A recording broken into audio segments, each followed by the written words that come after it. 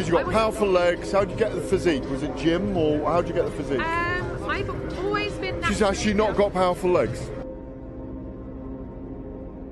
Do you shower in your dressing room? Do you have a shower on the day of a fight or not? Tell us about the tattoos. Shut the fuck up, you little prick. But then I've got the Phoenix. Hey, prick. So I'll take it from Bob every day of the week. Absolute disgrace.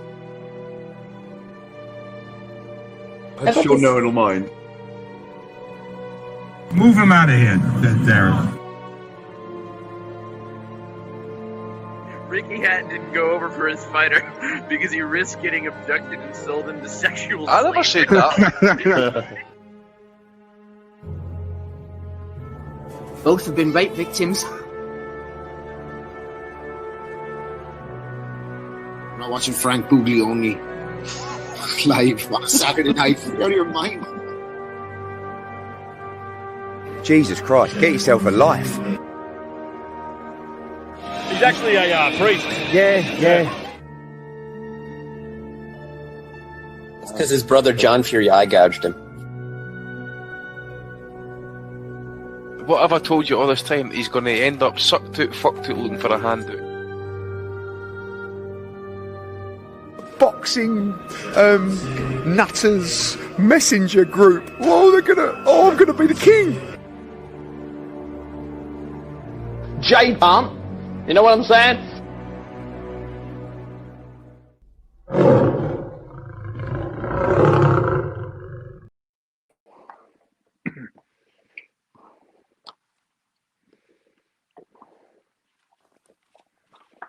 Okay, so we're live. Good evening, guys. Back by popular demand of the hood. Welcome to episode 635 of the Boxing Asylum. I'm your host, Rappin' Rob Kelly, and tonight I'm channeling the late, great Big L, who once said, "My tracks are steady slamming, I keep a heavy cannon, and it's a new sheriff in town, and it ain't Reggie Hammond." Back on hosted duties tonight, October 5th, 2025. The boxing world has been thrown as hate makers. We've got title fights of sorts, mega deals of sorts, comebacks that have us all buzzing, and hopefully my audio's held up and I haven't had a lisp while I'm pronouncing all those S's to start off the show. We're going to start in Lillestrøm, Norway, where women's boxing was lit up with the final bell for Emma the Princess Cozine, 24-1 with 12 KOs, defending her unified WBC and WBO junior middleweight titles against the legend Cecilia, the First Lady Breakhouse, who at 44 years of age apparently rolled back the years with sharp attacks to the head and body in a dominant performance and then retired. Maddie, we know that you're into chicks with dig. We also know that you didn't see this fight, but what do you say to detractors of women's boxing who say that these are just two dishwashers? I think Cozine, I mean, she's a decent enough fighter. If you would have put Breakus against her and, like prime, 10, 12 years ago, probably was a different story. But Breakus is one of those women that kind of broke through in a way, and she did her thing. She was pretty decent at the time for what she was. As the talent pool increases, I don't know if she would have been able to hang, pound for pound, era for era, as women's boxing becomes more competitive. But she's one of those gals who was able to break out. And she, interesting story. I think she was originally from Colombia, and she was adopted by Norwegian parents. I think she's Norwegian.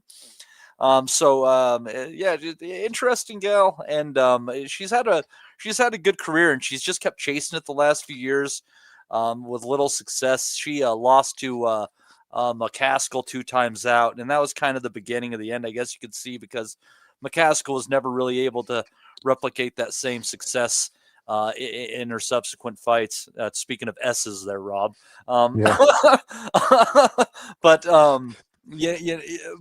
Breakus, she'll go down as one of the as probably prior, like the Taylor Serrano kind of era, the Guot era, I think she'd probably go down as like possibly like the best of her time in that kind of dead area between Layla Ali and what we have now. And like, I'll tell you, like for me, like Breakus, I kind of got a beat on her, and she'd be competitive enough with a lot of these gals. But I think the real question is like prime for prime, pound for pound, how would some of these gals have fared against Layla and Ann Wolfe? And speaking of that, like Layla against Ann Wolfe, you talk about one of the fights that never happened that you wish had.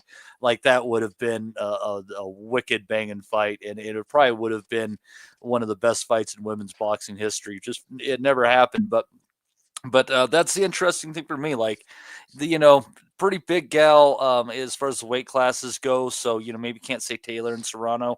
How would they fare? But how would the Guot have fared against Wolfe and Layla Ali, prime for prime, pound for pound? It's a good question. But anyhow, Breakus, very good fighter for her era, but she's kind of holding that dead time. She's kind of like that era after Lennox Lewis, where people just kind of shrugged at it. So yeah, what are you gonna do? Well, she finishes her career with 42 fights and 39 wins, and I can safely say that I haven't seen any of them. But we wish her well in retirement.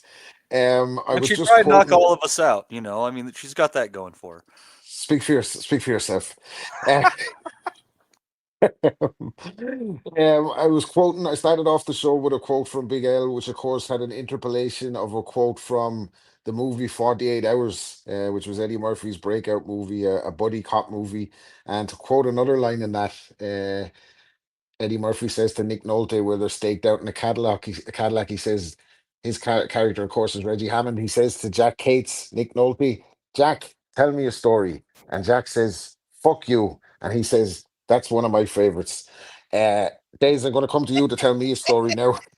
Next, I'm assuming safely that you haven't seen Cecilia Brækhus and Emma Cozine. So we're going to head over to Glasgow, Scotland, to the Braehead Arena, as Scotland's own Nathaniel Collins stormed to the ring to challenge Spanish southpaw Cristobal Lorente. I have to confess myself, I hadn't seen much of Cristobal Lorente before, but I had a feeling that he might be able to fight because of the history of good Cristobals in boxing. Chris Ariola's real name is Cristobal. We had Cristobal Cruz, Cristobal Pascual, and now we have Cristobal Lorente. How did you see this score? Sorry, ended up in a split draw. How did you see it playing out? How you doing, Rob? And it's great to have you on the show, mate. Great film, Cheers, 48 dude. Hours. One of my favourites. Oh, one of the really best. One of the best. Yeah, one we of the get. best. Yeah, one of the best. I could have scored it both to either kid. I think it was a close one. I knew that the Spanish kid could fight, and he weren't going to give it. He weren't going to go quietly. I thought Collins did really well. I thought he handled the occasion well. I thought he boxed to orders pretty well. I think there was times when I don't know if he fancied it and he lost a little bit of shape, but he recovered it well. I think the draw was a fair one, Rob, if I'm being honest with you, mate. But you're absolutely right. The Spanish kid can fight. He's a good fighter, and they were both really well matched. Yeah, to me, it seemed a little bit as if Collins played into Lorente's hands a little bit, because Collins, to me, looking at him, hadn't seen much of him before that, but shades of the Paddy Donovan, the southpaw stance. He has the shorts, the untypical Scottish style, you would have to say. Southpaw, lovely off the backhand, very balanced, keeps the hands low. Was trying to get the finish, I think, in the fight around the midway point, and was trying to put the exclamation point on the victory and move on. His route to the top has been, Celtic title, Commonwealth title, European title. He's going for the vacant world title. I think that was for last night for the WBC vacant, which would have put him in line for Stephen Fulton. But I'd have my doubts based on that, whether he'd be able for Fulton. It seemed like Lorente got punched into life. He was on the verge of being stopped, I think. Yeah. And then the more that Collins tried to stop him, it played into Lorente's hands, and he showed his beard and he dug in, and it was like he was showing shades of Brandon Rios, who once said that getting punched in the face was like an orgasm. So maybe Lorente can come again. How would you see Rob, this going next year? How Sorry, long go you ahead. been sitting on that one, man? They come to no, me when I'm Rob, in the moment. You go that way. that's a really good observation, Rob. And I think Willie Hutchinson, who was on the card, had the same issue. And I think the reason being because the other kid wasn't a puncher. And when you're in that situation, you think, I'm not going to be given this fight. I've got to work for it. When you know the other kid can't hurt you, you think I'm gonna take a liberty. I'm gonna press a little bit more than what I normally would. And in doing that, you get a little bit raggedy. You lose your shape. You lose your poise. And I think everything you said there could apply to Nathaniel and to Willie last night. They knew the kid they was in with couldn't hurt them. So they pressed a little bit more than what they probably would have done. And in doing that, they lost their shape. And in doing that, they played into the other kid's hands a little bit. We saw it with Willie Hutchinson. He was getting tagged by Jeffers, and he allowed Jeffers to have moments in the fight because he knew I can probably do things I wouldn't normally do with a better kid, with a bigger puncher. So you're absolutely right, and I think that's what Collins did last night with the Spanish kid. He And if pressed you let a him little get bit too much. if you let him get comfortable like that too, they're gonna make a mistake. If you know they can't hurt you, just bait them into making that mistake. Yeah, and I think that's another thing. I think you kind of hope that they overreach or overthrow, and then you can catch him in the mistake. Absolutely right. Mm-hmm. But Collins seemed to be a little bit wild with the finish, which is understandable. He's in Glasgow. He's looking for this. This is a big opportunity for him. What happens is though he doesn't come away with that mandatory now for the WBC. Whether if boxing is funny these days, they might overturn the decision. They might make him automatically the mandatory, even though he hasn't got the European strap. Or Fulton beats Oshaki, and then he vacates that title, and then he's in it for or the rematches for a vacant title or something. But he gets to keep the silver, so he's still basically the number one contender if you want to get technical about it. Gotcha. I think there's a bit of it wouldn't be like the WBC where there's a bit of ambiguity over who's actually the legit champion at at that weight class. But anyway, for me, I've seen enough of him to feel like Stephen Fulton would have a relatively easy night with him, depending on where the fight is held. If Fulton's going to come over to Glasgow, obviously it might be a little bit different. Can't see him doing that, especially after he travelled to Japan. It didn't go so well for him. I don't know. I think if they had a rematch, I think Collins wouldn't punch himself out and probably win a lot clearer. Just be a little bit cleverer. Barry Jones made a good point on the comms last night that he was toughing a fight out that he didn't need to tough out. He was actually dragging himself into a bit of a war, because he completely punched himself out. I think around 6 and didn't recover, and because of that, the fight was closer. I didn't have it a draw. I thought Collins did enough to nick it, but it was a very close fight. Des, stay with me on the undercard because you were mentioning Jeffers and Willie Hutchinson last night. Do you want to give us a quick breakdown on that one? Yeah, it was a really good fight. I mean, it's a sort of fight that I really miss. I was asked yesterday by someone who's boxing tonight, and I told them the names, and they'd never heard of them. And I said, that's because we don't see enough of these type of fights. We don't see enough of these kids no more. Willie Hutchinson has been really inactive. Now, I don't know if that's by design. I don't know if it's a case of we just can't get domestic fights on TV anymore. But last night was an old-fashioned domestic fight, something we've seen probably in the late 90s and the early noughties, where you get two good kids at domestic level who are going to fight for a strap like a British or a Commonwealth or European.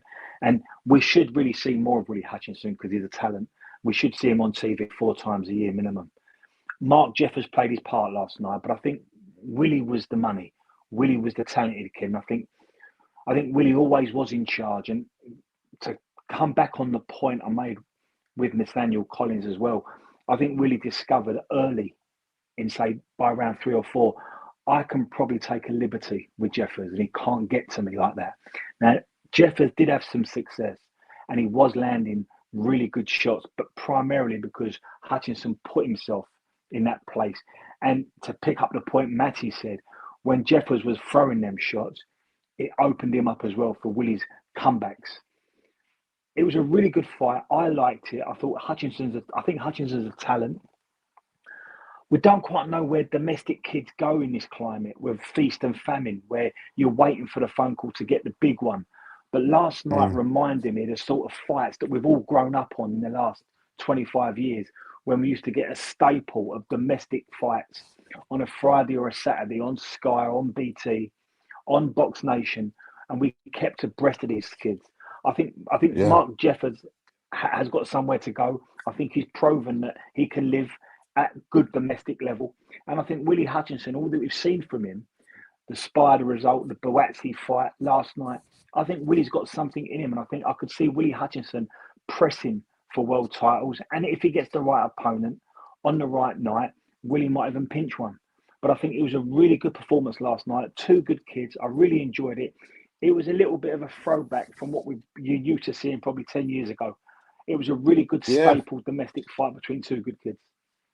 And actually, on the main event, the round 6 could have been down for round of the year so far. It was there was high drama. I'm kind of underselling how good that fight was. It was from an entertainment point of view. It was to and fro. There was lots of big shots landed. Nobody seemed to want to give an inch, and it actually caught fire and turned into a fight that I didn't think it was. It turned into a spectacle that I didn't anticipate at the start. Justin, I know Matty wants to get in on Glanton and Browne, so I'll come to him after this. But you said you've seen that one as well. Do you want to tell us how that one went down? Oh, the Glanton fight? Uh-huh. Yeah, I mean, it was what Glanton always does. If you've ever watched him fight one time, then you can explain every damn fight he's in. I kind of thought Browne was going to beat him. I just thought, because especially after, Browne gave Beterbiev a good fight, I kind of thought Browne would beat him, but Glanton just put his head down and does what he fucking always does. He just puts his head right on your chest and just throws 5,000 shots. He landed a really good uppercut at the end of one round, and he just wore Browne down, and Browne just gave up on the stool. I mean, I know Matt could add more, but that's simple as that. Glanton at a certain level is always going to do this to guys. Like the B level lower, he's just going to overwhelm you and wear you down. I didn't think he could do that to Browne, but that's exactly what he did. His style, it just never stops. And Browne, I mean, I hate to use the word quit. He just stopped. I'll give him that. I ain't gonna say he quit. He just didn't want it anymore. Oh, that uppercut that Glanton landed late in the 6th round is what caused him to quit. I don't think people realized how fucked up that Browne was from that That's shot. A brutal shot. That was a great shot. It was one of the better uppercuts I can honestly remember seeing since AJ turned Vlad's head into a slinky. That was like full body torque too. Like it was all the way from like the knee. He threw it up. Yeah. It was a good shot, and it was for the 6 rounds that it lasted. It was a really fun fight because Glanton's not a defensive genius by any stretch, and the key to beating him is to fill the space before he's on your chest because he has a football background. He's very good at not letting guys tie him up, and he'll just rip hooks at your body and then make some up upstairs. And if you're not rolling with it, he's gonna hurt you. And Browne was hitting him with some smoking shots as Glanton was coming in. Browne looked like pretty solid at cruiserweight. He didn't necessarily look fleshy. He looked physically strong, and he caught him with some clean shots, classy shots, as you'd expect from a guy with his pedigree. But Glanton would absorb him, get in his chest, work it back to the ropes, and just and work him over, and that's what he does. You got to give credit to guys like CBS for beating guys like Glanton. Glanton's very good. I think I would going into that CBS fight. In my opinion, I thought of Glanton as an undefeated fighter because I didn't think he lost to that Russian cat in on a Saudi card, or it might have been in Qatar. And then there was the fight against David Light, which much like the Collins fight, when the home fighter didn't get a decision in that, you're kind of surprised. I thought the worst he could have looked at was a draw, and I think he even actually dropped Light in the last round of that. Matt, you said that Browne looked good at cruiserweight, but I think at cruiserweight, I think him being at cruiserweight is why he got stopped. Because I just, because they hit so much harder than what he was at. Well, yeah, and it's harder to carry around 25 pounds on you. I mean, it probably wasn't at that much on fight night because he probably rehydrated to the, like 190 area when he was the light heavyweight. Not the guy though you would want to jump in the water with. No, When you're no. going up to cruiserweight, that wasn't the best decision. Look what Zerto did trying to test the waters Yeah. there. He went in against Joe Smith Jr., who was also a light heavyweight. So ultimately, all he was doing is filling out the weight and having a light heavyweight contest at a catch weight, which I think was actually 193 or some shit for that fight in particular. And Browne made that mistake. And it's I'll say it's a shame that Glanton lost that fight to CBS because I think he's an interesting style fight for Zerto. And like I honestly I'd have to say Glanton's probably a top 5 cruiserweight. I'd say 1 and 2 are obviously Apataya and Zerto, and then there's a little bit of you kind of throw them around there with CBS probably coming in at 3. But I don't know. I think that Glanton's a top 5 cruiserweight. So if we know Apataya, he'll fight Browne next. So can somebody tell me how a guy from Newnan in Georgia and a guy from Staten Island ended up fighting on a main card in Lagos, Nigeria last night? That card was somebody had to pay for that fight. Yeah, I don't know who it wasn't gonna be us. and Amir Khan doing the promoting. It was kind of weird. Anyway. So hold on. Well, Amir Khan promoted Glanton from Newnan, Georgia, Marcus Browne from Staten Island, Shaolin Island in New York, and they went to Lagos, Nigeria, with it for a Rumble in the Jungle style boxing tour, a Thrilla in Manila World Boxing Tour with these two colossuses. That's interesting. Where does Glanton go from here then? Because as I mentioned, he's from Newnan, Georgia, not a massive fight town. He hasn't seemed to got a big promoter behind him, seeing as he's taking these cards in Nigeria. CBS was his chance, unfortunately. I think Rob is like because he was always part of the Who Needs Him club, and CBS found him in a place where he actually needed a ranked dance partner, following the way that Zerto worked him over. But now, I mean, Glanton once again is on the outside looking in. He's part of the Who Needs Him club. If you don't want to, you don't want to step in with this fucking tank throwing 70, 80 body shots on you and around. Like he's a tough out for anybody. And like, curiously enough, he's got a very good chin. And let me just say that if he ever had a chance to go in against Apataya, if he got through the first 6-7 rounds with him, we all know that Jai slows down going down the stretch. A guy like Glanton in your face in 10, 11, 12, that's actually it could be interesting. Like, and Apataya could wipe him out in 6 rounds. He absolutely could. But if he doesn't, the Glanton, it becomes a very live fighter against Apataya late. And then in terms of Marcus Browne, I mean, you know, he was highly touted a couple of years back. I remember when he was beating the likes of Sean Monaghan, Rivera, these kind of characters. Everybody was on the up with him. Had a victory over Badu Jack, but now he's been stopped by Pascal, Batarbiev, and Glanton. Do you get the feeling it might be a case of, you know, a close but no cigar for Marcus Browne, and he might hang him up? Oh yeah.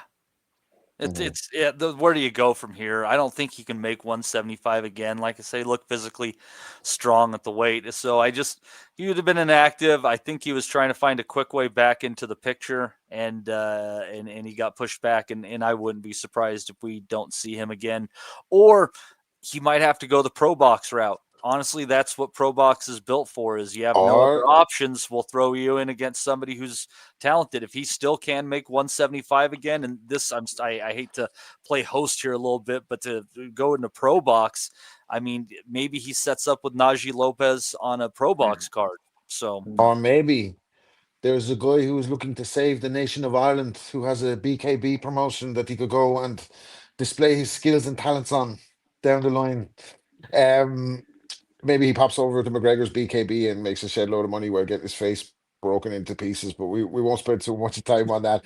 My 2 American hermanos, have you seen anything else off this undercard in this crazy card in Lagos, and is there anything else worth discussing about it? The only thing that I saw other than that were the performances, and it's kind of like, I guess I would have to explain the style of music. It sounded a whole lot like that Caribbean kind of like Sean Paul kind of fucking rap. I think, Maddie, I think your untrained ear is not recognizing Ampiano, the big sound out of Afrobeats out of Africa. I think that's where you're getting a bit confused there, but you're not in tune with these kind of things like in the same way that I am. So I forgive you for that one. Clearly, I didn't know what. Apparently, the guy who was doing all the entertaining, apparently he's like one of the biggest names in Nigerian music, and I Good don't know what stuff. that That's some means. good Nigerian music. You don't like a bit of Burna Boy from time to time, Matty? No. Apparently they've developed a deep love for traditional American country music, Rob. So I might have to pay more attention to So pop who's your culture favorite segue? Who's your favorite country artist, Matty? Quickly. of all time. Mm. Waylon Jennings. You know who mine is? Who? Dolly Parton. God, Anyway, 100%. 100%. I want to take a moment to give a big shout out to the listeners. There is hundreds of thousands of people in this chat talking to themselves as usual. Not really paying too much attention to what we're talking about. And why would you when you look at that list of fights that we've had to start off with? But a quick shout out to Paul Rafferty, Yemi Yappy, Monster in the Shed. It's an interesting one, an interesting name, interesting scream name. That one, Michael Thompson, and yeah, Paul Rafferty again, a different Paul Rafferty. There's two Paul Raffertys in there. Will a real Paul Rafferty please stand up? Probably just short Monster in the Shed to Uncle. Monster in the Shade could have been any of the boys in the chat, really. We were being honest about it, but we love Rob. the guys. Keep the comment. Yeah, sorry, Des. Go ahead, dude.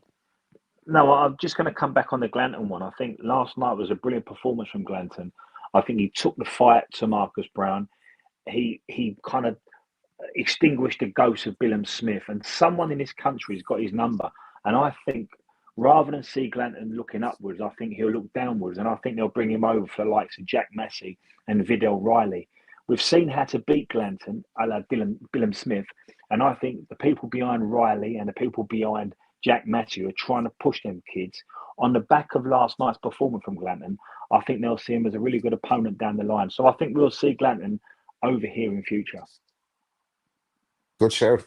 Right. Yeah, and I think he has an entertaining style, and he's the type of guy that you would have says, well, obviously he's He going to is, go on the yeah. road. He's He just is, gone yeah. from Georgia to Lagos, so maybe he'll And there's no pop up tricks to him, here. Rob. And there's no tricks to him. You know, you can say to a kid, you've got 12 weeks to work out and figure out a plan how to beat this kid. And Glanton's not going to, he's no frills and spills. He's straight up and down. Although he's good at what he does.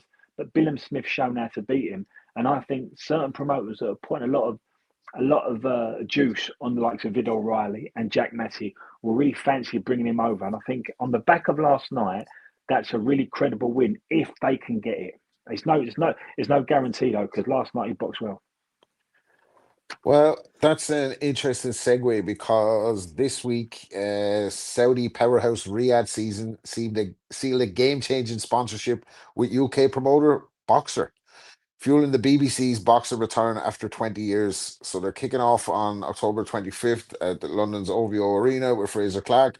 What do we think about this move for boxer size Ben Shalom? Hailed it as a historic moment for Saturday night TV. I think we'd all like to see domestic boxing back on the TV on a Saturday night. The fact that it's free to air makes it great. What's the kind of consensus on this one? But they're doing Sorry, it Matty, on you want to go ahead?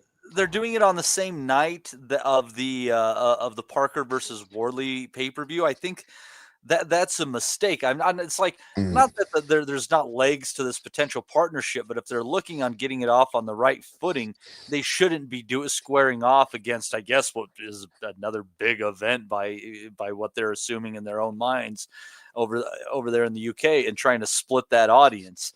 I mean, maybe they're just trying to screw them out of some pay-per-view buys or something like that. Maybe it is that vindictive as far as it goes, but It does seem strange. It seems like there might be a conflict of interest there because Riyadh season obviously have a vested interest in the heavyweight division as well, seeing as they're calling the shots on all those fights. So that's a strange kickoff. Maybe the schedule couldn't be changed at such a late date. There may have been discussions in the pipeline for a long time. But Ben Shalom is back, return of the Mac, baby. He made an arse of the Sky deal. Can he make an arse of the BBC deal? What do you think, Des? Over the last 6 or 7 years, Rob, I've seen Sky get progressively worse, and it's become more and more diluted. And I don't recognise the faces behind boxing at Sky anymore, from the way they present to their production, to the fighters they sign, to the promoters doing the legwork. I'm not quite sure if Ben Shalom is cut out for this business. However, there is a caveat to that. If Turkey is saying to him, look, I'm gonna back you with this, I'm gonna finance it, I'm gonna, sort of help you, step around the issues that you might have had in the past, then how can anyone fail with that type of backing?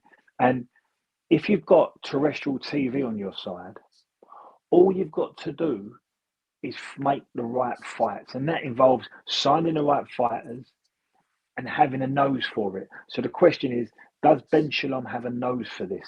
Does he know what good fighters look like? Does he know how to put good fighters together? Does he know how to build two fighters exponentially over 18 months and bring them together? Now, I know he'd done a couple of things at Sky. He put together Kell Brook and Amir Khan, but that was an obvious one. And Clarissa Shields and Savannah Marshall, another obvious one. And he had a couple of good nights. But I think he had a hand in Ben Eubank too, obviously, didn't he? Which is again another fucking super obvious one. Yeah, another super obvious one that he couldn't say no to. And I don't think his involvement was that impactful. But having said that, if we look back at the guys that Shalom and Boxer signed when they was at Sky, the money they gave them and how much they invested in, the likes of Lawrence Okoli, Fraser Clark, Joshua Buatsi, it's staggering. It beggars belief. And the kids they did have that were going abroad, winning European titles, on away shows, winning British titles, they kind of threw them to the kids that I didn't think were worth investing in so heavily in. So look, it's going to be a big test for Ben Shalom. I don't think he's cut from the Frank Warren cloth or the Eddie Hearn cloth. I don't think he's got that type of support around him, and I think he's having to wing it a little bit and learn on the job. Nothing says he can't do that, but it's going to be hard for him. But he has got terrestrial TV, and they are kicking off with a really good domestic fight in Clark and Jamie TKV. That's a good domestic one, and yeah, we all like big heavyweight showdowns. So he's going in the right direction. But I really hope it works because we need more boxing on TV. We need more domestic boxing on TV. Yeah, definitely. And I mean, we'll come back to this because we're going to talk about Kazakhstan's domination of the World Amateur Boxing Championships. But a good route for success on the terrestrial route was always if you can get an amateur or Olympic champion.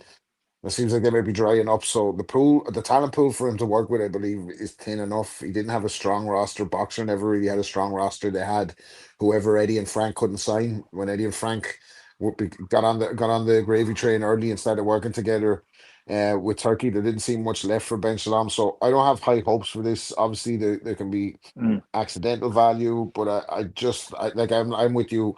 I think Sky was the easiest deal I think he could have put the asylum in Sky and we would have had success. Honestly, I think if we had gone in there with the budget, we would have just said, Anna Woolhouse, you can stay. Johnny Nelson, on you go. We'll fucking take over here and we'll put on a few good fights with that kind of budget and that kind of audience.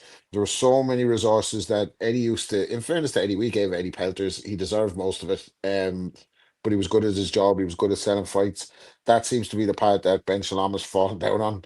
Selling fights, which is kind of an essential part as a promoter. He doesn't talk much. When he does talk, he doesn't seem to be of any substance. He seems to be a very guarded character. This is not a character assassination, by the way, of Ben Shalom. This is just my observations of him being in the sport over the last few years. He's not charismatic. He doesn't have a bit of bite about him when he's going back and forward with any other promoters, with Frank and Eddie. He doesn't seem to have that same kind of interest level. You could never see him holding any interest on a bigger platform like a talk sport the same way the other two guys did. And I think he's just occupying space and bandwidth. And because this budget with Riyadh season is so big, he's actually, after having a second bite at it, controversial or not, I would have liked to see Mick Hennessy get a chance at BBC and bring through Fran Hennessy through BBC. I think it would have been a great chance for him to make something. I think he's been cut out of it so many times when he got to the top level. He's brought so many great fighters actually, giving them their start only for them to leave him or to not be able to kind of manage it to that degree. I would have liked to see him either get a chance at the Sky deal or the BBC deal, but I think Mick has other plans these days. Justin, any thoughts on Riyadh season taking hold of the domestic scene in the UK? Yeah, Shalom sucks. I think this was just the easy way to get in to have their own promotion in England. I think they just like basically bought the rights, and he's just kind of there. And he's an easy puppet that they're going to be able to control. He doesn't even have to be that good because they like you said, they have all the money, so they'll just buy whoever they want. They don't really need. I think he's just the name they're going to use. I think they're just buying the boxer to use the name, and then they can use the BBC. I don't think they give a shit about him or what he does. Yeah, see, I'm with you on that, and I'd be more skeptical about this whole monopolization where they're buying up everything Yes, because that's what they're trying to. the plan is already in place. Like they've got Dana White, the guy, the main guy. They want to do a UFC style operation on the entire global boxing. There's so many moving parts, and it seems to like this unlimited budget. They just seem to get a Who's deal left? done where they tie up more and more. Exactly. Think They about who's basically left. Once they they can get, control the whole of boxing apart from the ones that nobody cares about, like Australia and once Lagos they cards get and top rank, Nigeria, whatnot. once they get top rank in, they're going to have it all. Yep. They're going to own every single one. And like you said, Dana White gives them the little outskirts promotions. Then eventually they're going to buy Pro Box, and they're going to own every single one, and it will be a monopoly. That day we're here now. I mean, they pretty much even if they don't own you, they own you. That kind of thing. You have to deal with it. So I guess there's a bit of jeopardy there for the fighters in that they're not going to be getting the kind of remuneration that they're used to once this all becomes one show in house.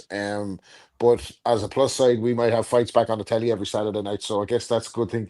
Um, so quickly moving away from that, then we just want to quick. We don't talk about the amateur stuff too much here, but Kazakhstan, and I'm segueing from this into something else, but Kazakhstan dominated the 2025 World Boxing Championships. It's the greatest country in the world, Rob. All other countries are run by little girls. Woo, king of the castle. I could not let a Kazakhstan reference pass me by when there's an opportunity to do that line from Bora. There's so many too. There's so many. Exactly. But we see these guys, the Eastern Europeans, absolutely dominating the World Championships now. We would expect that they would go ahead and dominate the Olympics. There's a couple of standout guys like a very interesting name, Oral Bay and Mahmoud Sabirkhan at 55 kgs.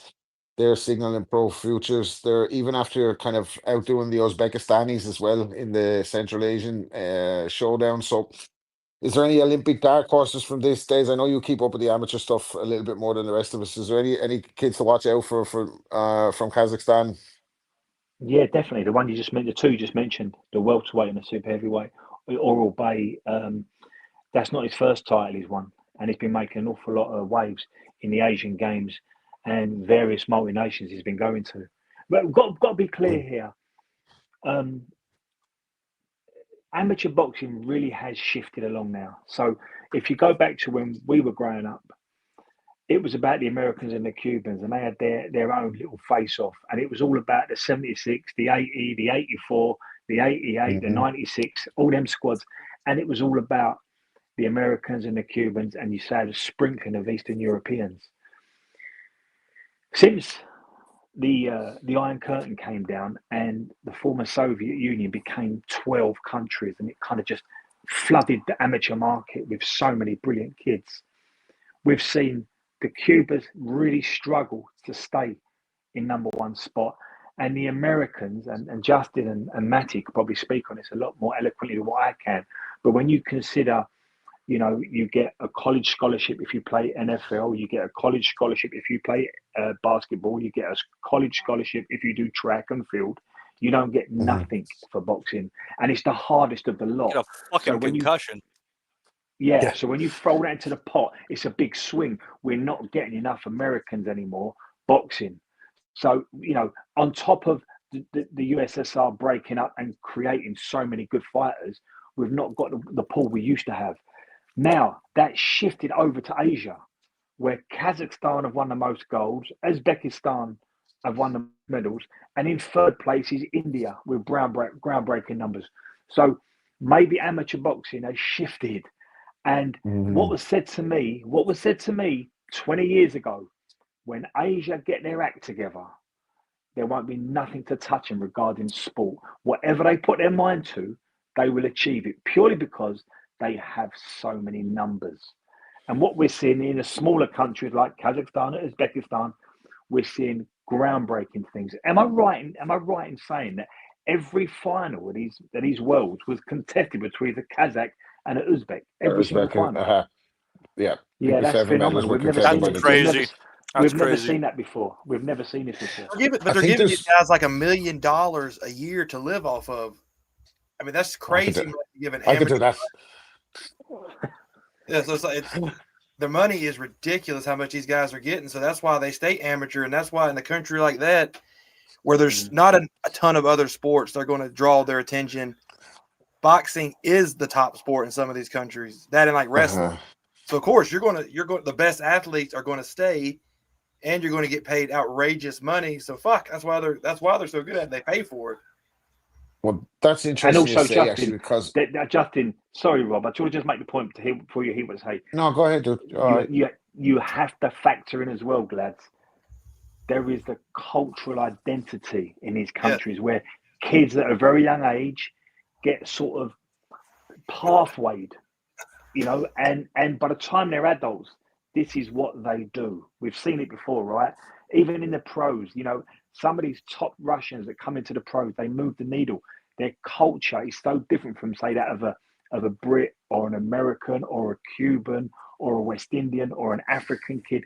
They're not quite here chasing the things that a lot of the others are. No, they'll be gods. It's interesting. Sorry, it's interesting because I was listening to Robert Garcia talk about why Bam Rodriguez never went to the Olympics, and he said, back in the day, the Olympic team, we used to send a fighter for every weight division.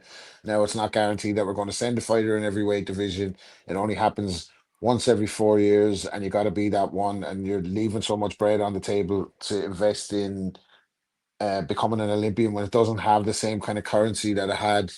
Obviously, like days of my timeline, like all the great fighters you could pretty much name past 1960, had either won the Olympic gold medal for the Americans and then went on to become world champions. You're talking Ali, you're talking Sugar Ray Leonard, George Foreman, your Taylors, your Whitakers, your all these guys who'd been to the Olympics for the States. The Roy Jones, the famous robbery, actually, that the one that never happened, but it used to be such a prestigious thing for the American to win the Olympic dude brought title Roy and his go medal. turn over. That's right. Yeah. That's right. Well, staying on that, actually, staying on Kazakhstan, we're going to go and have a little bit of a chat about the recent first ballot Hall of Fame induction. So, from destroyer to eternal legend, Gennady Triple G Golovkin finished his career 42-2-1 with 37 KOs. Headlines the 2026 International Boxing Hall of Fame ballot as a first-time nominee in the men's modern category. He was announced October 1st alongside Vernon Forrest, rest in peace, and Steve Collins. The Kazakh middleweight, his reign of terror ruled for 23 title defenses from 2010 to 2022. He had an iron chin. He had devastating power. He had a couple of classics with Canelo towards the end. Is Gennady Golovkin worthy of a first round induction? And I want to come back to you on Steve Collins. For me, Golovkin is a middleweight that could have operated in any era. I think his resume is thin on the ground because the middleweight division wasn't great at the time. The way he dealt with Matthew Macklin was scary. Daniel Gill, these guys were terrified of him. Curtis Stevens, absolutely petrified of him. A lot of them were beat before they got in the ring.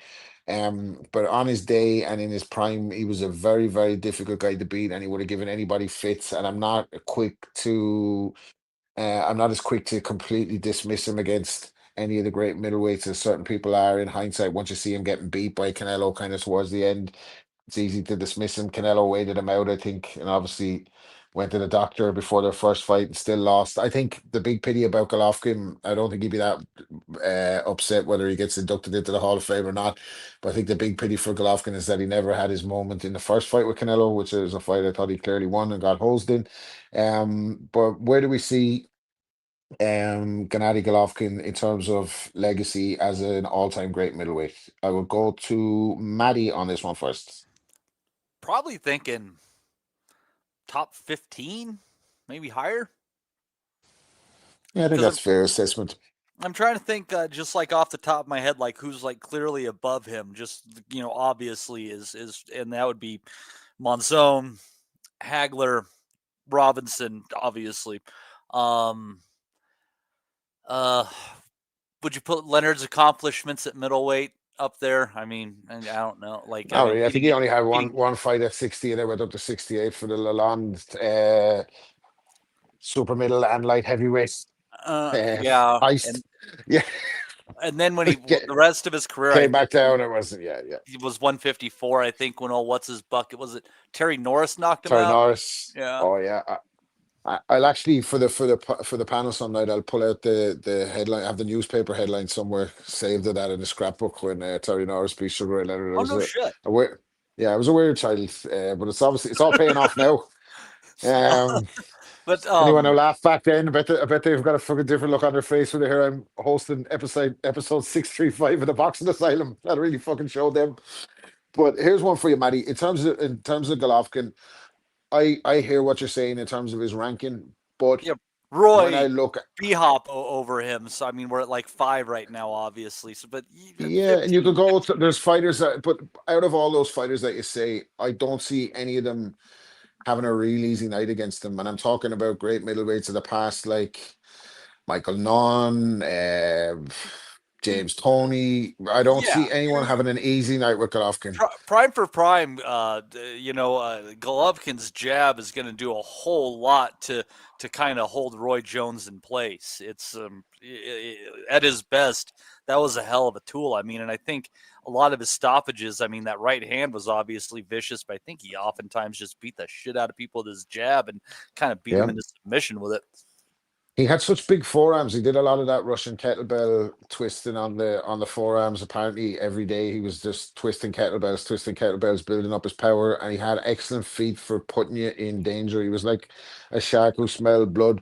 So I definitely give him his props on his career. And I think, like I said, the resume is light.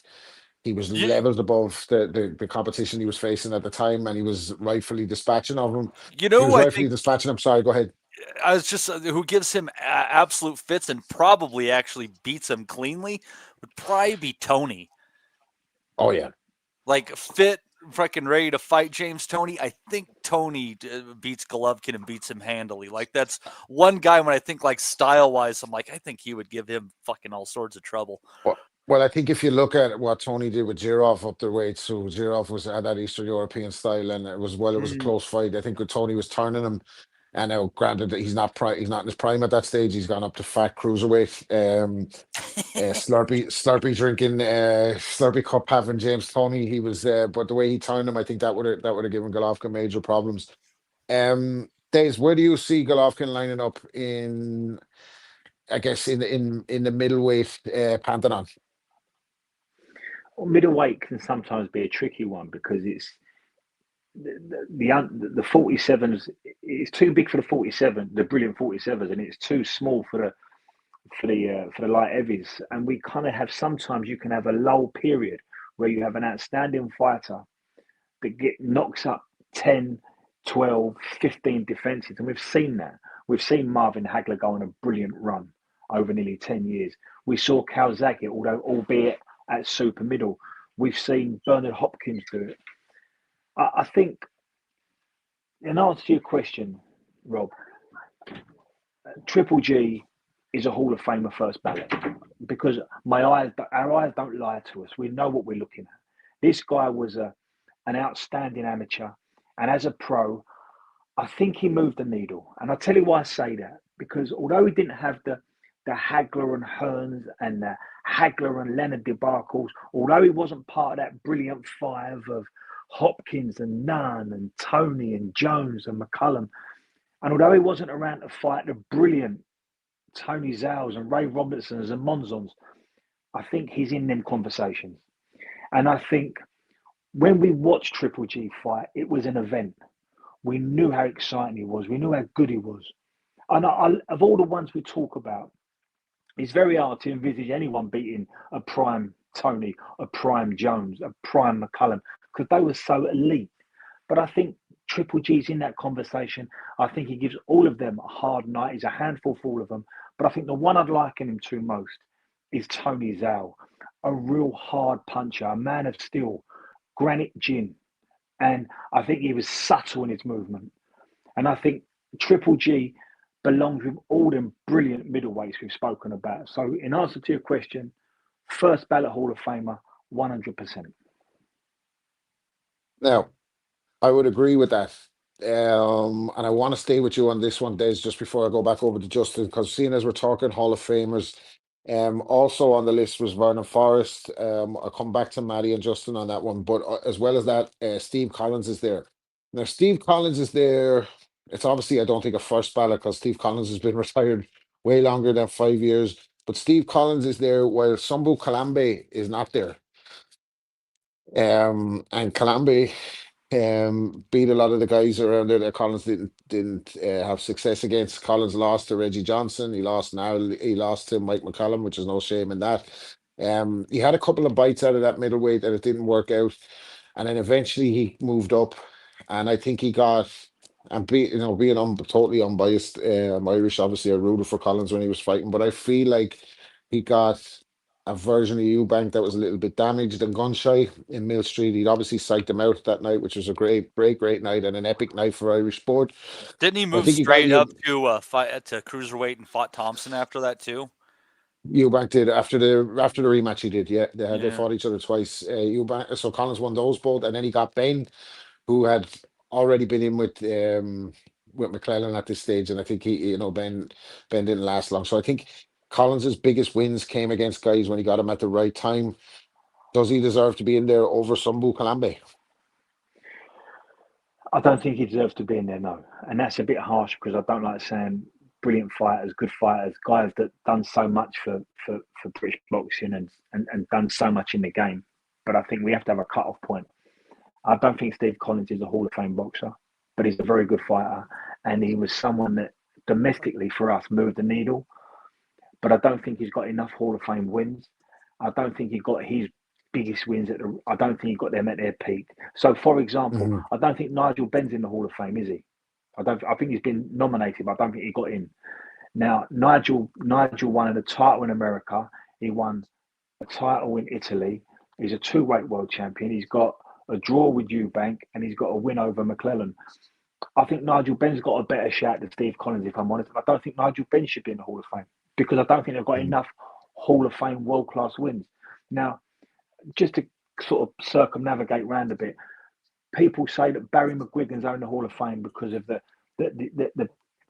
impact he had on the peace process. Yeah, the impact. Yeah, but people forget he beat a brilliant fighter in Eusebio Pedrosa, and before that he beat who's the brilliant Mexican kid? Lupe, is it? The defense against Danilo Cabrera, and then obviously the loss to Cruz and lost to McDonald in the comeback. He's got Hall of Fame wins to his resume, and that's what I look for. So if it's a bit tight, I'm thinking, what have you done to get into this elite group? And it's only my opinion, and people could disagree with it. I don't think Steve Collins has got enough Hall of Fame wins. I don't think he's got any to say that he suggests that he should be in the Hall of Fame. But a very good fighter.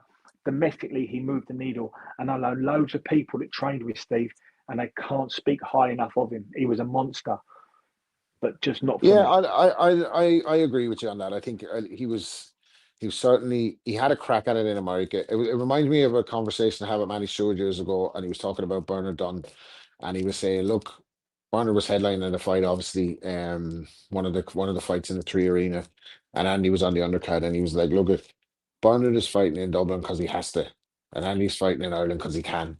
So, because Bernard had a crack at it in America and it didn't work for him. Collins had a great crack at it in America and it didn't work for him. No shame in falling short to Mike McCallum, but he couldn't beat Reggie Johnson either.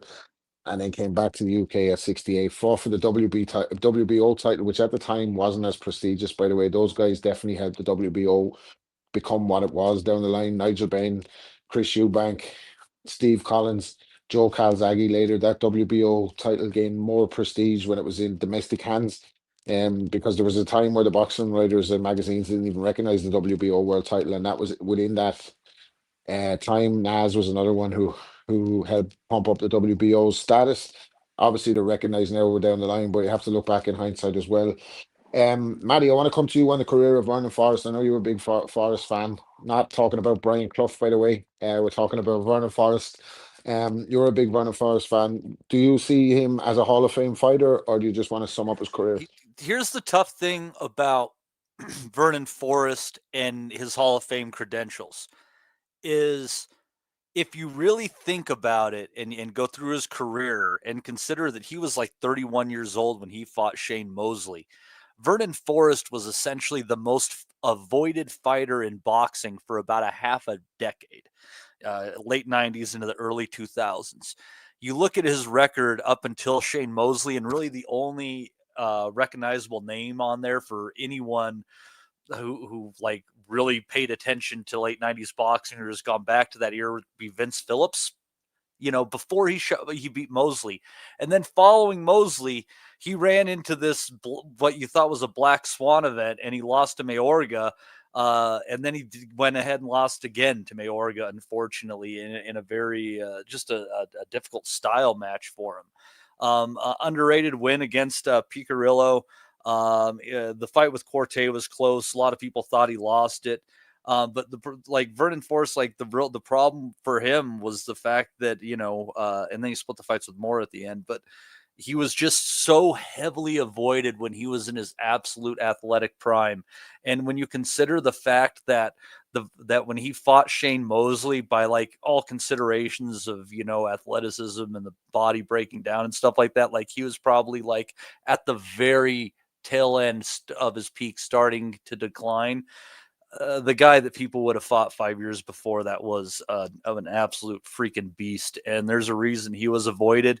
And I think the fact that he was avoided probably keeps him out of the Hall of Fame if we're reasonable. But considering the circumstances of his death, sometimes that elevates fighters to a certain degree, and you might get in. Tough call.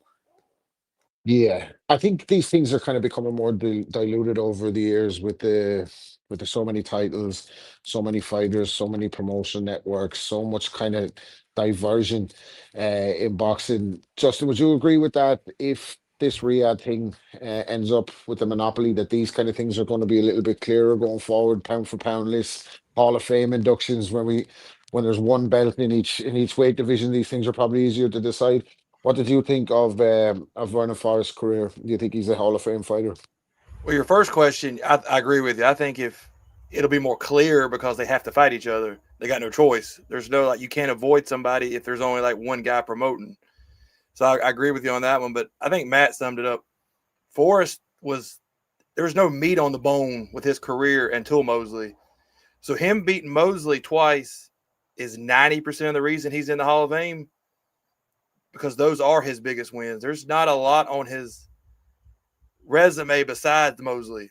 So beating Shane Mosley definitely put him in the Hall of Fame. And I think Matt said it. It kind of sucks to say it, but would he be in the Hall of Fame if those guys, fucking pieces of shit, hadn't robbed him at the gas station?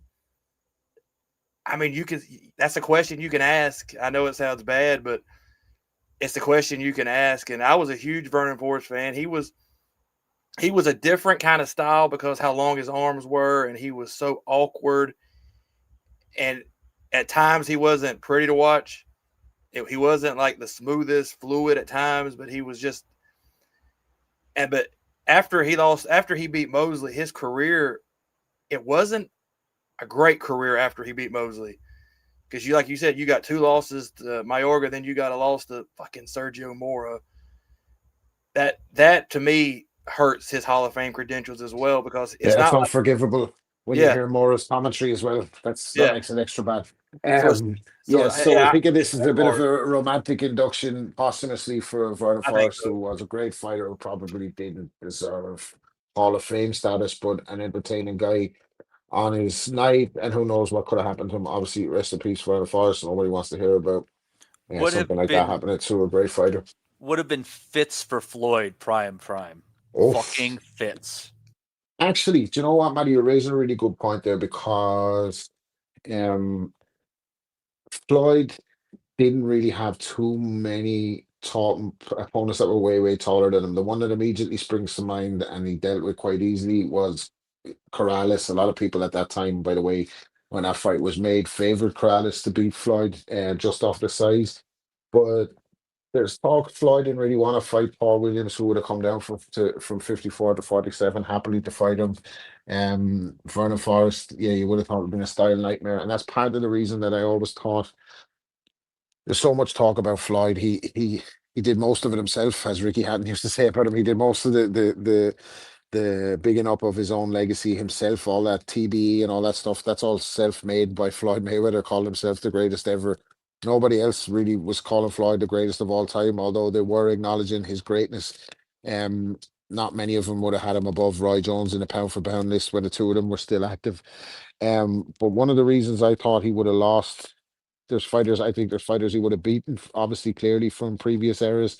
And then I think there's fighters that would have absolutely dominated him. And I think Thomas Hearns would have given Floyd the most problems. And I think he would have stopped him. I don't think he would have been able to get inside on Thomas Hearns the same way Ray Leonard did and dog it out with him. Think 147 and below, like Tommy Hearns and Roberto Duran are the two guys. When I really look at it, I'm like, nah, man, you're not getting out of those. I'm sorry. What a major score say? He's all wrong for us, baby. Remember he told Klitschko about Chisora. He just kept saying he's all wrong for us, baby, and that's how those guys would have been. Well, and if you think about the struggles that Castillo gave Floyd, particularly in their first fight, and that was at 135, and you put, I mean, Duran at 135, different story, but even at 147, like he on top of everything that Castillo brought to the table for that fight, and that Maidana brought to the table for their fight as well, Duran brought that extra level of don't give a fuck badassery that, you know, Madonna definitely aspired to be in that class and worked hard towards getting there. But he had levels of cute. Mid-distance. Yeah, he had levels of cute is the other thing about it. You know, he would have been rolling plenty of what Floyd put back and probably countered himself. And I just think the fact that Duran would have been willing to be first, third, and fifth is why he probably would have beat Floyd Mayweather. I think that's a great point, but I think Chavez obviously as well gives it. When you look at Castillo, a lot of people thought Castillo was the next coming of JC Chavez. I think Chavez 135, 140 versus Floyd could have had a trilogy for the ages. To be honest with you, I hate saying this. Am I evil for saying that I actually think that Chavez, although amazing fighter, Hall of Fame fighter, one of the Mexican greats, is a bit overrated? I think that, yeah, I hear that. I hear it more so from Americans than us on this side. I think Americans did often reference his resume is full of cab drivers and that, blah, blah, blah. But and Meldrick Taylor deserved that W, and Pernell Whitaker deserved that W. Yeah, there's no, well, the Taylor one, I'm with you in terms of, I think Duva cost him the fight by jumping on the ring apron. If he had just survived, he would have just survived. So fucking many things to say about that. But he could have also died. And I think I've made my peace with this fight over the years. This was a big point of contention for me and me dad. We always fell out over this one. In that time frame, when you look at Meldrick Taylor, when he climbs to his feet and he looks across at Duva, who of course is on the ring apron, and Richard Steele waves it off. In that time that was left in the fight, Chavez could have killed him. I think his face was, he could have killed him. I think with a follow up, and the fact that he was never the same afterwards. He would have had a chance to get one shot in. It would have been like basically his opportunity would have been. You remember when Mosley finished off Mayorga with that left hook in the final seconds, and what was a god awful fucking fight. Very similar. He would have had that one chance for a step-in single shot, and maybe he lands it, maybe he does, but look at the way things ended for Meldrick Taylor. Anyways, does it matter? Fucking flip that. Well, that's the romantic side in all of us is he should have had his moment and got his win in that fight. Not that it would have done any good to him, because the way he was left after the fight, I think it ruined him. It took everything out of him. He was never the same, and how he ended up is actually fairly sad. Actually, Meldrick Taylor had a pretty sad end. So But the Whitaker one, I'm with you for sure. But again, I think he's up the years by the time he fights Whitaker. He's had so many fights. I think 135, 140, him versus Floyd. Floyd is a classic trilogy, but it never happened, and there's no point talking about it. And then Frankie We Randall, were way too big in Frank, the past for him. Frankie the Surgeon. Did Frankie Randall lose a rematch to that one? Yeah, he did, didn't he, in Mexico City? Yeah. So I'm curious to hear you guys' thoughts on this, but with his accomplishments now, we used to always talk about how Floyd would have done against the Four Kings. Is it now a more interesting conversation as to how Bud would have done against the Four Kings? Because really the question with Floyd was the three, because he's not going up to middleweight to beat Hagler. We fucking accept how that fight's going to end. If someone wants to argue against Hagler beating Floyd, feel free. But is Crawford a more interesting discussion now? Yeah, I'd agree with that. I think, yeah. I'm gonna let one of the rest of the boys actually. Let's go to Days on that one. What's the question, Rob? Welcome Where to does my Bud world, Crawford? motherfucker. Where does Bud Crawford sit versus the Four Kings? So that used to be always like, what would Floyd do with the Four Kings? We're talking Duran, Hagler, Hearns, and Leonard. How does Bud Crawford fare versus Is it a any of more those guys? Take interesting your pick. question? And is it just overall a more interesting question now than Floyd against them? That's a good question, Matty. Look. We speak about this on a pod on this pod. We've championed Terence Crawford from day one. We're the chairman of the Crawford Appreciation Society, right? But he's got to do a little bit more if he wants me to put him in the company of beating Leonard, Hagler, Hearns, Duran, Benitez. He's got to do a little bit more for me. Now, I'm not saying he's not in the conversation with them guys. I'm not saying he's not an elite fighter on that conveyor belt of brilliant American fighters we've seen in the last 40 years. I've said it on this pod. He's in that group. But if you're asking me, does he beat Duran at lightweight? Does he beat Leonard at welter? Does he beat Tommy Hearns at welter? I can't disrespect them guys by saying he does, because they were brilliant and they gave me a childhood and an adolescence of memories that I'll never forget. They moved the needle, and I'm not saying Bud's not going to move the needle if he hasn't already. I'm not saying Bud's not in the conversation with all them great guys, but I'm not sure if I've seen enough from Bud to say that, yeah, you beat a Ray Leonard, you beat a Tommy Hearns, you beat a Duran at lightweight, because them guys were just so magnificent. So I want to make myself clear, because I don't want people to, misunderstand what I'm saying. Terence Crawford is considered the table of the greatest fighters in the history of boxing. But I'm not going to come on this pod and say he beats them. That would be a bit disrespectful, because I've seen too much from them guys. Exactly. And I've not quite seen that from Bud to say he beats them. I think Crawford against Duran at 147 is a fucking fight. I think that's a hell of a fight. I love Crawford, but beating a washed Canelo doesn't make me think. Let's not call it a washed Canelo at this point. I'm going to say washed. I'm saying washed. Crawford's 3 years older than him. I'm still saying a washed as fuck Canelo does not put me in the category of he'll be able to hang with Duran at 135 and that he can hang with.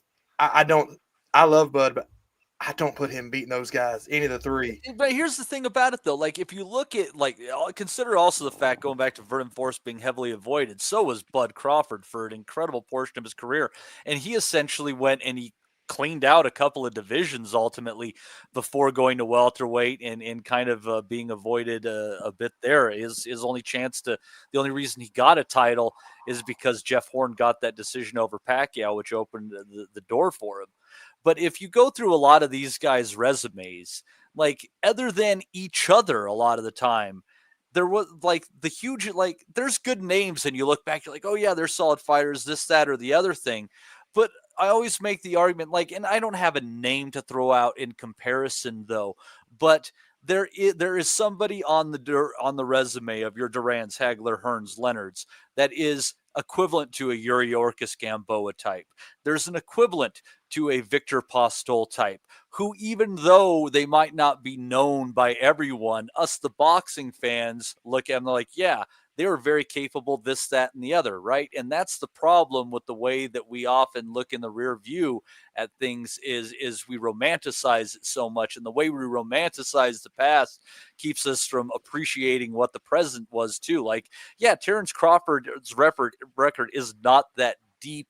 If you're like, say, oh, how many Hall of Famers does he have on there, this, that, or the other? But if you really look at the quality of the fighters and what we know about them, it actually is rather impressive. Like, remember what Julius Ndongo did to have 2 belts? He went into Russia and he fucking knocked out that highly touted Trevi, whatever his goddamn name was.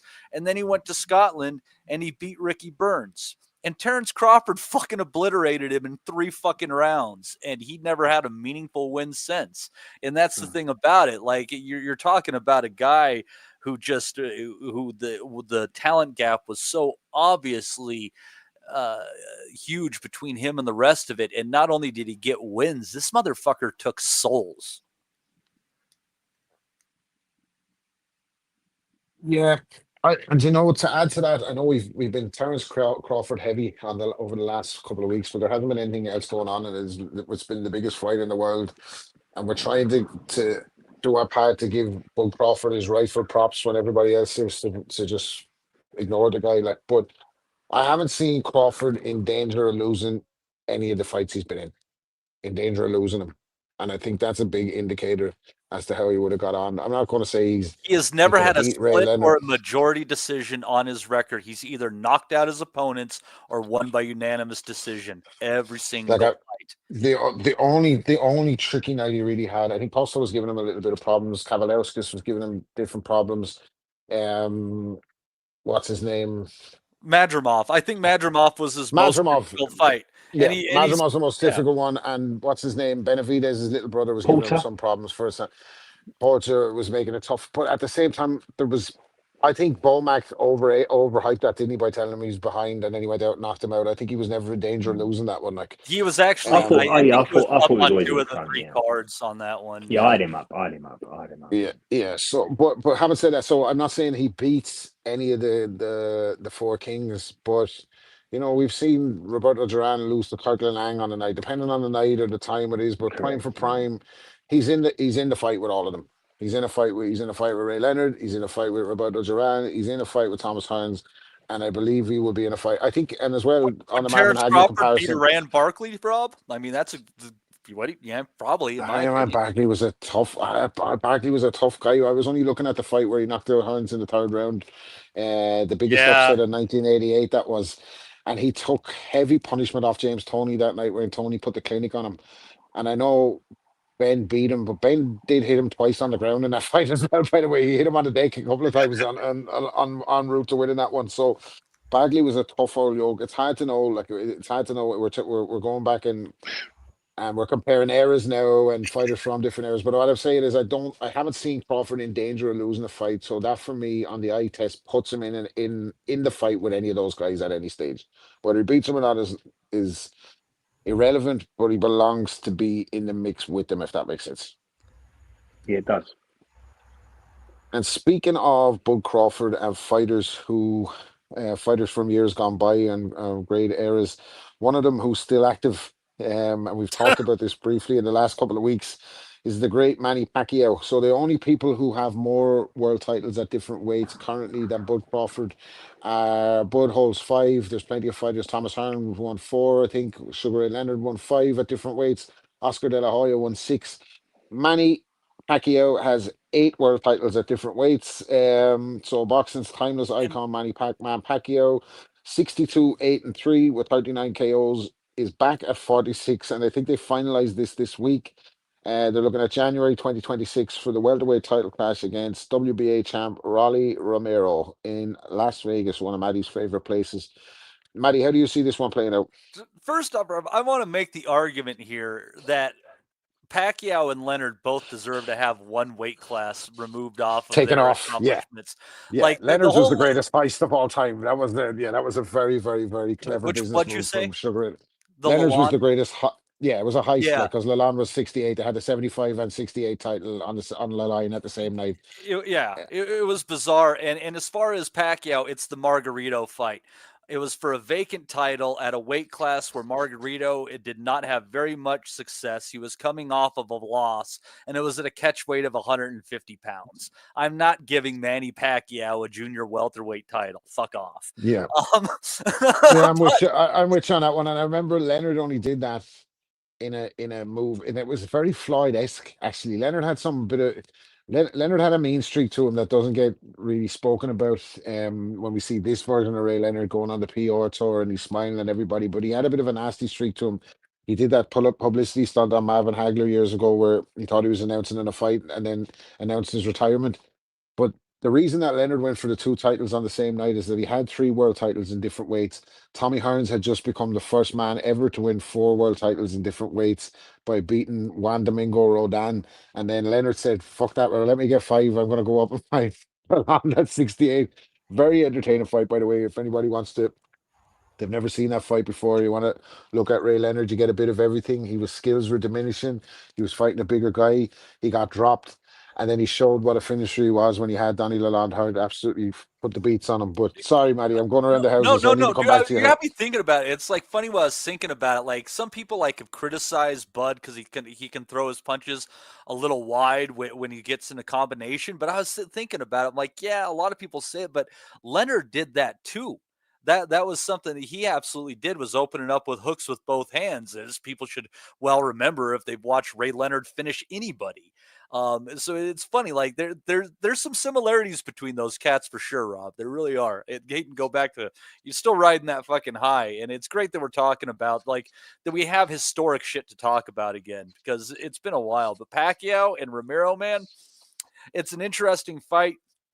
Pacquiao looked really decent against Barrios. I mean, it's funny. The guy went and got inducted in the Hall of Fame, and you have to be out of the ring for I think 5 years before you can be inducted or something like that. So he waits for that, and then he has the fight. So he goes in to the ring challenging for a title as a Hall of Fame fighter, already been inducted. Crazy shit, you know. And there's talk Golovkin is talking about coming out of retirement too. If I can stay tuned on that. But it's Romero is an interesting fight because remember we went back going back to that May those shit show of fights that we had over those 2 days that were awfully just awful and terrible. And I kept telling you guys that Romero was going to give Garcia fits. Every indication is he hits harder than people want to admit. He just kind of sits on it a little too much, and Garcia is going to be in for it. And he got hit with one solid punch, and he kept his guns holstered most of that damn fight. And I'm not saying that's going to be Pacquiao because Pacquiao has a level of heart that can often get him into trouble. And I think in this position, if he does find himself getting hurt by Romero, he's going to get in trouble. And this will probably be the fight where, he actually looks his age compared to, being shocked at how he performed against Barrios. But if for some reason he's able to touch Raleigh and get him into his low output mode, the level of output and speed that we saw against Barrios down the stretch could definitely win him the fight on the scorecard. So I think we must give Raleigh a lot of shit, but this is an interesting fight and against a 46 year old Pacquiao. Go figure. Who thought we'd be saying this? But it's weird fucking times, and here we are. Weird. That's a perfect summary because this fight, when it was announced, reminded me of the kind of dystopian matrix that we're living in now. Oh, is it a simulation or is it real? Like you see this, the lineup for this fight poster reminds me of these AI memes where they've got like Michael Jackson and Kobe Bryant promoting weed strains and whatnot, like in fucking Dax moonwalking in the Chick-fil-A or something. It's like, is this generated by a fucking computer or is this real? Like Manny Pacquiao's back after not looking bad against Mario Barrios, who's a solid welterweight who couldn't have laced Manny's gloves when he was in his prime and would have been short work for him over 4 rounds in his prime. But Manny looked decent in that fight. Should have got the nod. To me, that was a robbery. Barrios somehow held on to the title, but they're moving to Rolly Romero instead of doing a rematch. Rolly, I mean, Rolly looked good against Ryan. What does that say? Where is Ryan? Ryan has been marrying porn stars. He's been fucking drinking every night of the week. He's been missing weight. He's been taking steroids. He's been having a ban. Something about all that chain of events is telling me that Ryan Garcia is not really dialed in, guys. Eh, so I don't know how much credit we give Rolly Romero for a Well, win yeah, against Ryan Garcia. it's just the idea In of that, like him being clean for that fight because he was under so much scrutiny. Like there's so many fucking questions now, right? Like way more than we had when we knew when he popped. it was that weird night. They had it in like fucking the square in Manhattan, and they had like Batman, the Batmobile fucking roll up and everything, and it was all weird. But if you think that was weird, can you imagine what the build up to this fight is going to look like? Because Raleigh is the eternal shit talker. He's funny and he has his moments. Sometimes you're laughing at him, you're not laughing with him. And Manny doesn't do great against trash talkers because Manny doesn't trash talk anybody. So if you shit talk Manny like an Adrian Broner or a Floyd or whoever, he just kind of smiles with you and joins in the proceedings. So I don't know what this promotion is even going to look like. Rolly Romero's knockout losses to Tank and to Pitbull Cruz are suggesting to me that this could be one hell of a final chapter for Manny, and that he wins that he captures another version of a world title via KO. Des, how do you see the fight breaking? We'll cover it obviously again when it's due to happen. But just off the announcement, how do you see that fight breaking down? Yeah, I've got to say, with Rolly, I can't see Rolly being the kid that beats a real talent.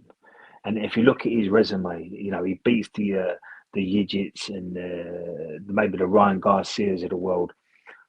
I'm not quite sure he beats the Manny Pacquiao's. He got stopped by Isaac Cruz. He got sorted right out by Gervonta Davis. I think they're they're two talented kids on his resume, and he got stopped by them both. Now, I know it's a 5 years retired Pacquiao, but I thought that Pacquiao I saw against Barrios was a good fighter. I think Pacquiao has got enough in the locker. I think he's got enough about him. He knows too much to beat a kid like Rolly. I'm not saying Manny goes in and beats an elite fighter. I'm not saying that. But I don't think Rolly's an elite fighter. And I think Manny Pacquiao has a sort of level that Rolly just doesn't beat. Even a 5 year retired draw against Barrios Pacquiao. So I think Manny beats him on points. I don't think Manny will stick it on him. I don't think Manny will stop him. But I think he'll know too much. He'll be too fit, have too much energy. His feet and his hands will be too quick. And I just think Rolly will be a little bit out of his depth.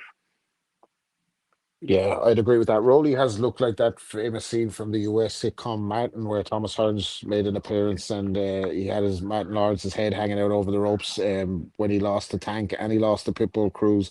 For me, that chin is just too high. Justin, what do you think? Do you think Manny Pacquiao still the power they say is the last thing to go? Do you think that southpaw style results in a spectacular KO here, or does Raleigh go out and put his foot on the gas and actually and give us a Juan Manuel Marquez moment and puts Pacquiao out in a rocket chair back to the Philippines? How does this look? Well, we know Pacquiao will have the extra juice for this fight, and so let's hope so. Yeah, I think Romero is below average. Garcia, who the fuck knows what Garcia was doing? Remember, Garcia blamed the fact that he had to like ride in on the Batman car and he didn't give a shit. So who the hell knows what that was? But Barrios was, I guess the only thing that you can say about this fight was Barrios was probably a good guy for Pacquiao to fight because he's nothing special and he's kind of a basic fighter. The only thing that can make this fight different is that Romero is really freaking awkward, that he does throw weird shots, and that might give Pacquiao trouble because it's a completely different style than Barrios is. Just a completely different. I think Romero has a completely different attitude than Barrios does. But I mean, Pacquiao didn't look incredible versus Barrios, but he looked better. I mean, for his age, he looked decent. And if he just looks decent again, he should beat Romero. Romero is not going to beat Pacquiao on points. So I think the only way he beats Pacquiao is knocking him out. Can he land something crazy? I guess everybody can land some shit. Who knows? But if Pacquiao keeps it, I think like y'all said, if he keeps it tight basically fights the kind of way he did versus Barrios, he should win this on points. I think it'll be a little bit close on the card, but he should beat him on points. He should win. Rob. Yeah, sure. Matty and Justin and yourselves will remind me. So he got well and truly beaten by a Tank. He's got stopped by Isaac Cruz. But wasn't there a scandal with the Barroso win? Wasn't it? Yeah, Barroso. No, that was Tony Weeks. It was one of the worst fucking stoppages I've ever seen. He's lost 3 in his last 4 on him. five. Barroso was putting it on him. Yeah, but this is can stick it on him. Yeah, and Barroso is a southpaw, and I guess that should worry you. But what you have to remember about Ismael Barroso, and here's a couple things to think about, and here's a few points. Barroso is a heavy fucking puncher, and he absolutely who is the British guy that he fucking just waylaid in a round in his next fight? O'Hara Davis. I mean the guy, and he's old too. We'll never forget. Yeah, and so getting rattled by Barroso, I mean that's and Barroso's late 40s too, isn't he? He's probably 43 or 44 now. I mean, he looks late 40. Yeah, the Amazonian shrunken head. Yeah. But also, what you have to remember is that Pacquiao's knockouts, they just fell off a cliff. I think basically was it after the Cotto fight? He basically didn't have one after until I think Matisse, so he, and why that is, I don't know. I'm not. Everybody could take a guess at that. But the fact of the matter, Pacquiao's not quite the puncher at 147 that people think of. And even when you think about, his stoppage win over Cotto, he had some knockdowns in there, but that was a mercy stoppage by the ref. The last time that Pacquiao obliterated somebody Matisse, that kept catching with that uppercut time and time again, but it was really the Hatton knockout. And I mean, that was 2000. That was at 40 though, wasn't it? Yeah. And that was at 40, and that was 2009. You can't underestimate how much he hurt Cotto and Oscar. He punched a snipe. But fucking Oscar was weight drained and shit shape, fucking coke drained, alcoholic. I don't there are some wins that Pacquiao has at that weight that you got to give credit. I think absolutely blanking Joshua Clottey is actually a hell of an achievement. He went on a scare. Yeah, Pacquiao went on a scary run, didn't he? From David Diaz all the way along. And when he was hitting kids, I'll never forget when he hit Cotto, and Cotto realised this guy that uppercut to sleep, and it stopped Cotto pressing. Cotto's a monster. And Margarito too. I mean, we're talking about it being and Margarito. There was moments. If he there was fought moments Margarito, in that fight I'll tell you, if people didn't kiss his ass over the junior welterweight belt or junior middleweight belt in that win, and it was instead just a 147-pound fight, I would praise the shit out of Pacquiao for that performance, purely in the way he lit Margarito up. I can't remember who was the referee that fight, but the fact that they didn't stop that fight, everything that Margarito did potentially against Cotto, threw it out the window. That was too much brutality. It didn't need to go on. I mean, he just lit him up the middle. Do you remember him throwing those coming in, and right behind the left, he was throwing that kind of hooky jab, kind of bringing it out halfway and then just looping around almost like that Cuban backhand, but off the front hand. I mean, it just perfectly balanced, his feet not getting in front of each other. What a performance that was. I don't know if I can remember a night other than maybe Pacquiao against Diaz where a fighter's feet and his hands work together so incredibly fucking well. But it unfortunately, it was for a stupid belt, and that's all I fucking really care to talk about. When I look back at those fights, I found it hard to fully enjoy them because I was still so thought about boxing in such a romantic way that it was hard for me to look at stuff that I was kind of, maybe I didn't have the outlet of the asylum or anything at that stage. I was probably only just chatting about this with me and my dad, whatever, or me and my close mates. But Pacquiao's the matchmaking that Aram did with Pacquiao was unbelievable. They knew it had a star. They had a breakout performance on HBO, and the way they matched him from 40 onwards was nothing short of sensational. Most of the wins came off guys who were coming off a loss, fellas who were coming down in weight. There was a little bit of manipulation based off the fact that Manny was the A side. But as well as that, I don't mind saying it. This is alleged, obviously, but Alex Ariza's involvement in Manny Pacquiao's career and the needle and all that was making. I'm afraid was of needles, allegation- says the guy with a whole bunch of tattoos. Like, tattoos. okay, dog. There I was a got you. moment.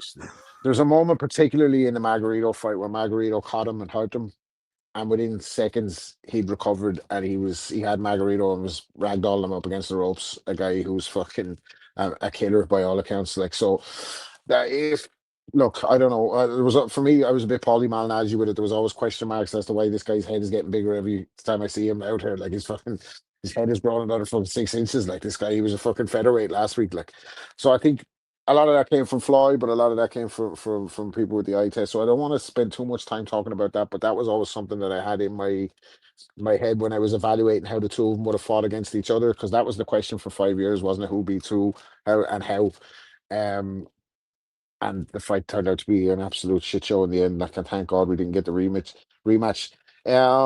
So we've got, thanks a million, guys, for staying with me on episode 635 to this point. Matty, you're saying we have a guest with us now, so at this stage, We do, I and be would nice to him, Rob, because the Denver Broncos, my team from 30 minutes south of me, just beat his Philadelphia Eagles. And to be fair, my man, that should have been a pass interference call on the play right before the last one of the game. That was rough. Right. Well, I want to make sure to give my man his proper due and introduction. I thought it'd be a good idea to invite this guest onto the podcast to introduce him to the shores of the UK. My man and the 50 grand all the way live from the mean streets of Philly, GuardYourGrillBoxing. Welcome to the show, my friend. How are you? Oh shit, no audio. Boys, do you mean me? Oh shit. Well, that I was feel like that. anticlimax. I feel like Guy Gomer. You know that BBC fella that got drafted in to talk about If IT. you would just write your real interview. If you would just write your real fucking name on there, life would be so much goddamn Well, easier. that was a false start. Fucking It's Christ. just Ames. Fucking hell. No, it's me, GuardYourGrillBoxing. It's not that I'm not happy you're with us, Ames. It's just that. Well, it's just your timing, Ames. You know that way. You're always welcome to be here. But fuck me, don't kill off me intro and me official hosting debut. Like, you have to fucking that one up again a bit Now you for gotta everyone. think of another intro. What the fuck? You got to Come on, remember. Ames. You got to remember that fella called Guy Gomer who had that BBC interview. They brought him on live TV, but he was actually there to actually have an interview for a job, and he just kind of waffled his way through and did it like a trooper. I feel like him. Yeah. Well, tell us all about what's happening in the Misfits world, Ames. What would you call this in the music industry? Would it be a false start? Would it be a? Yeah, it's definitely a false start. We need to take two on that one. I'm after giving the fucking game away now about the secret surprise guest. But listen, we're always happy to have you here. What time do you call this? Fucking Rob Kelly waltzing time. in on the host at fucking 9:30. What time do you call this, asshole? I don't know if you caught much of what we were covering. We did cover the action from the DAZN card last night. Ames, you want to chime in on that? Nathaniel Collins and Cristobal Lorente finished in a split draw. How did you see that going, and where next for Collins? To be honest with you, it's I don't know if the wider conversation about the kind of the schedule and that has been spoken about, but we do seem to be in a bit of a slower period of boxing right now as we're waiting for the bigger fights to materialize, like Eubank Jr. versus Conor Benn, this Manny Pacquiao fight versus Rolly, which you talked about a second ago. And just some of the big players returning back, and big players when it comes to the UK scene. AJ and Fury, who maybe should have fought each other this year, as we've been saying with the years previous, but still appear to be no closer than they have ever been to fighting. So it just feels like a dire. What did you say? Fury and AJ? Yeah. But Ames, that ship is sailed, dog. No one wants to fucking see that. Jesus Christ. Nah, people do want to see it. That's the hardcore boxing. Like, we don't want to see it, and then when it comes, we start getting excited. That's just kind of the hardcore kind of mindset that plagues us sometimes. But yeah, look on to yesterday. I saw bits back to the card. It's one of those things when you have a bit of a down period, you want to take your rest away from boxing, so you don't want to catch up on too much, but or watch too much. But I saw Willie Hutchinson, which had a keen eye on him because he'd moved to Shane McGuigan, but that obviously didn't work out. I don't think they had a fight under each other, and he moved back to his former trainer. I think he preferred training over in Spain. And Mark Jeffers is a good competitor at a level. He was obviously beaten by Sean Hemphill over in Barnsley, but he's still a decent enough fighter. So just seeing where Willie would show his levels, and he showed that he was above this sort of level after the bounce back from Joshua Whitesey. So I thought it was impressive from Willie, who might be one of those type of fighters where you get his head right and keep him happy, and that you'll get the best out of him, which isn't really a secret recipe or anything, but he just seems to be one of those where he might need a bit more of rope on the leash to have a bit more say with things, have a bit more of the spotlight, be the number one in the gym. Yeah. And then I think your guy might be here. It's okay, Ames. We're going to let you land. I'll let you finish your point. Go ahead, dude. So that fight between Collins and Lorente was a class fight. I thought Collins did enough to nick it, but I wouldn't mind seeing that fight again. Real good fight, real good fare. Probably deserved a bit of a grander stage with respect to where it landed yesterday. But no, I thought that deserves like a bit of a repeat. A little concern for Collins, who as he steps through the levels and become dispatching of his opponents. Recently, he's just now the wheels are starting to stutter a little bit. So he needs to, when he gets to the world title contention, pick his shots and pick his fights, because there are real good established fighters up there right now, and the likes of him and Nick Ball would be a real good fight. The other ones, and maybe the best opportunity for him to pick up a world title, because the other ones are the real firefights, and I don't know if he comes out the top of any of the other ones. So I'll leave it for then. You can go on to good segue, Ames. Good segue, because he was mandatory for Stephen Fulton, who of course is from Philly, and after a false start. Hold on, your boy dropped it. Oh, he's back in again. There we go. Brilliant. So excellent. After a third false start, we have a segue to bring in my friend from Philadelphia, GuardYourGrillBoxing, to the Boxing Asylum podcast for the first time on episode again. 635. Oh my God! Better a false start than a false fart. Hold on 1 second. He's back with us now, I believe. GuardYourGrill is back with us now. He's in the chat. Can we get him in the GuardYourGrill? Speak now or forever hold your peace. No, he's back off. I don't know what's going on. I had him. I saw him on video. There he is. Yep. Is he back in? Yep, we got you. Go ahead and talk. Let's see if we can hear you.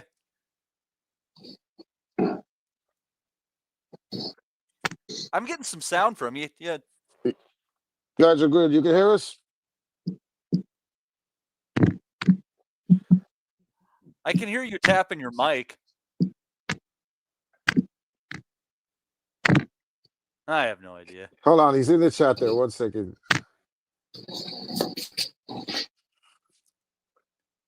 Yeah, you're added. Yeah. We can hear you, dog. Let's go.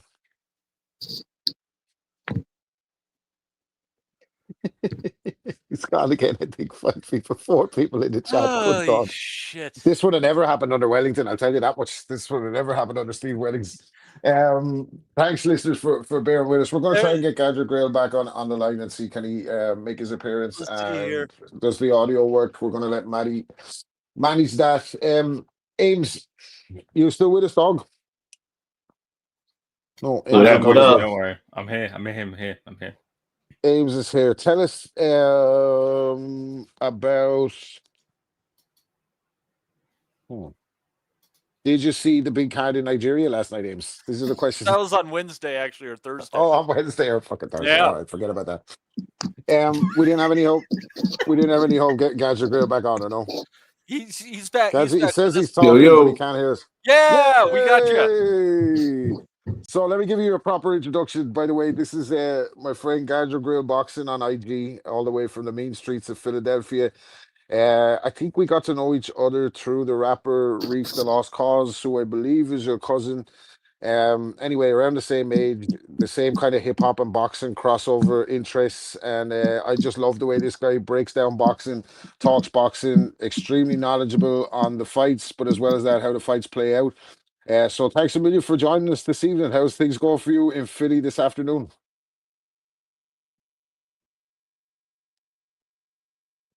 Gone again? It's going pretty good in Philly, actually, and don't see or hear. Okay, well, but we might have to leave this one go, guys, and try another stage.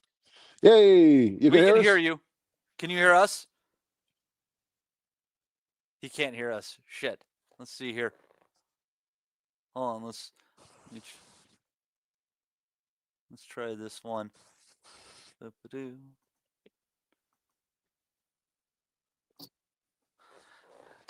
All right. Oh man.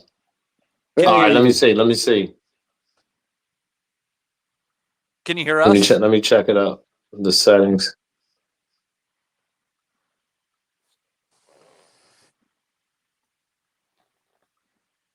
Y'all can hear me, but I can't hear y'all in return. Right. Okay. You can hear. We can hear you for sure, but you can't hear us, which might be a good thing for you, actually. But okay.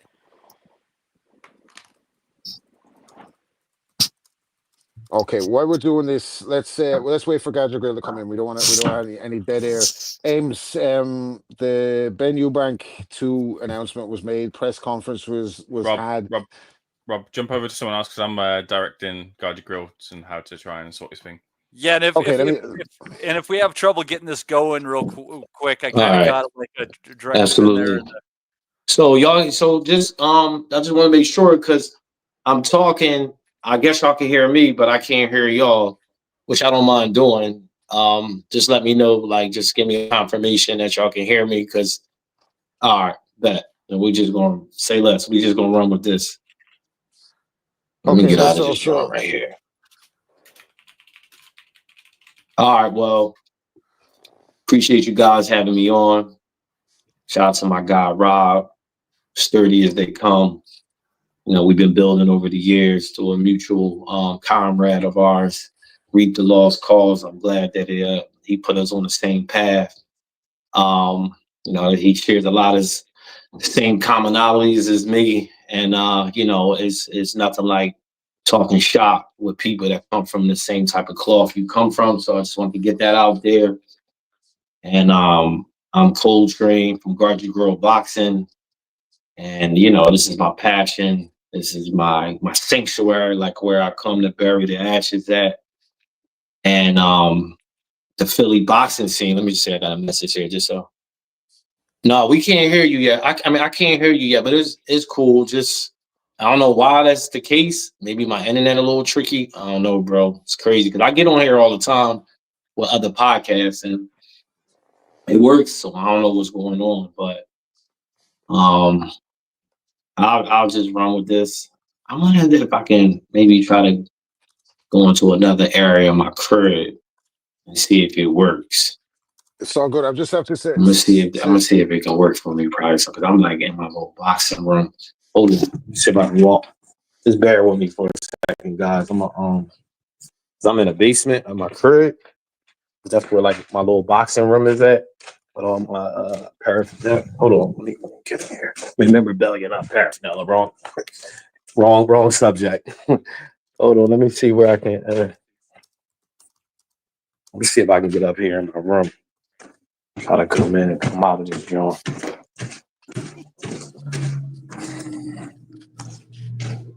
It's one way of getting the 2 hours anyway. I'll tell you that much.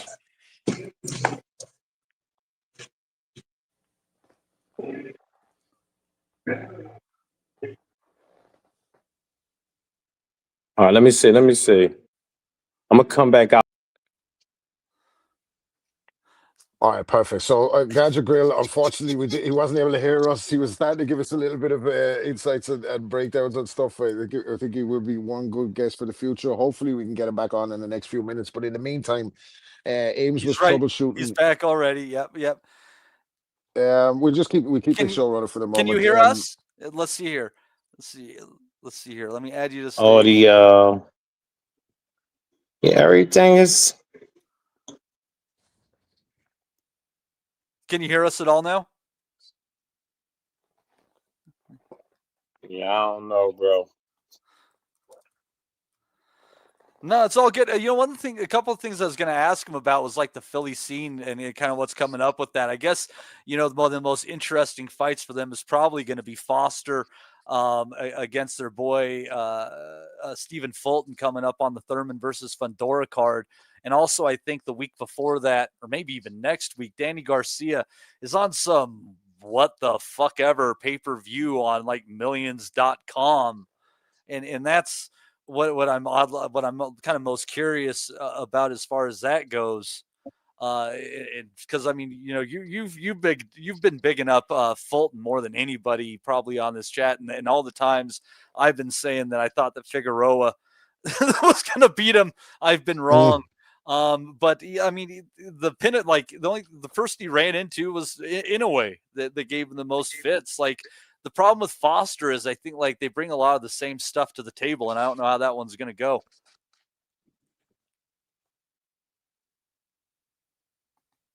Oh, it says we're good.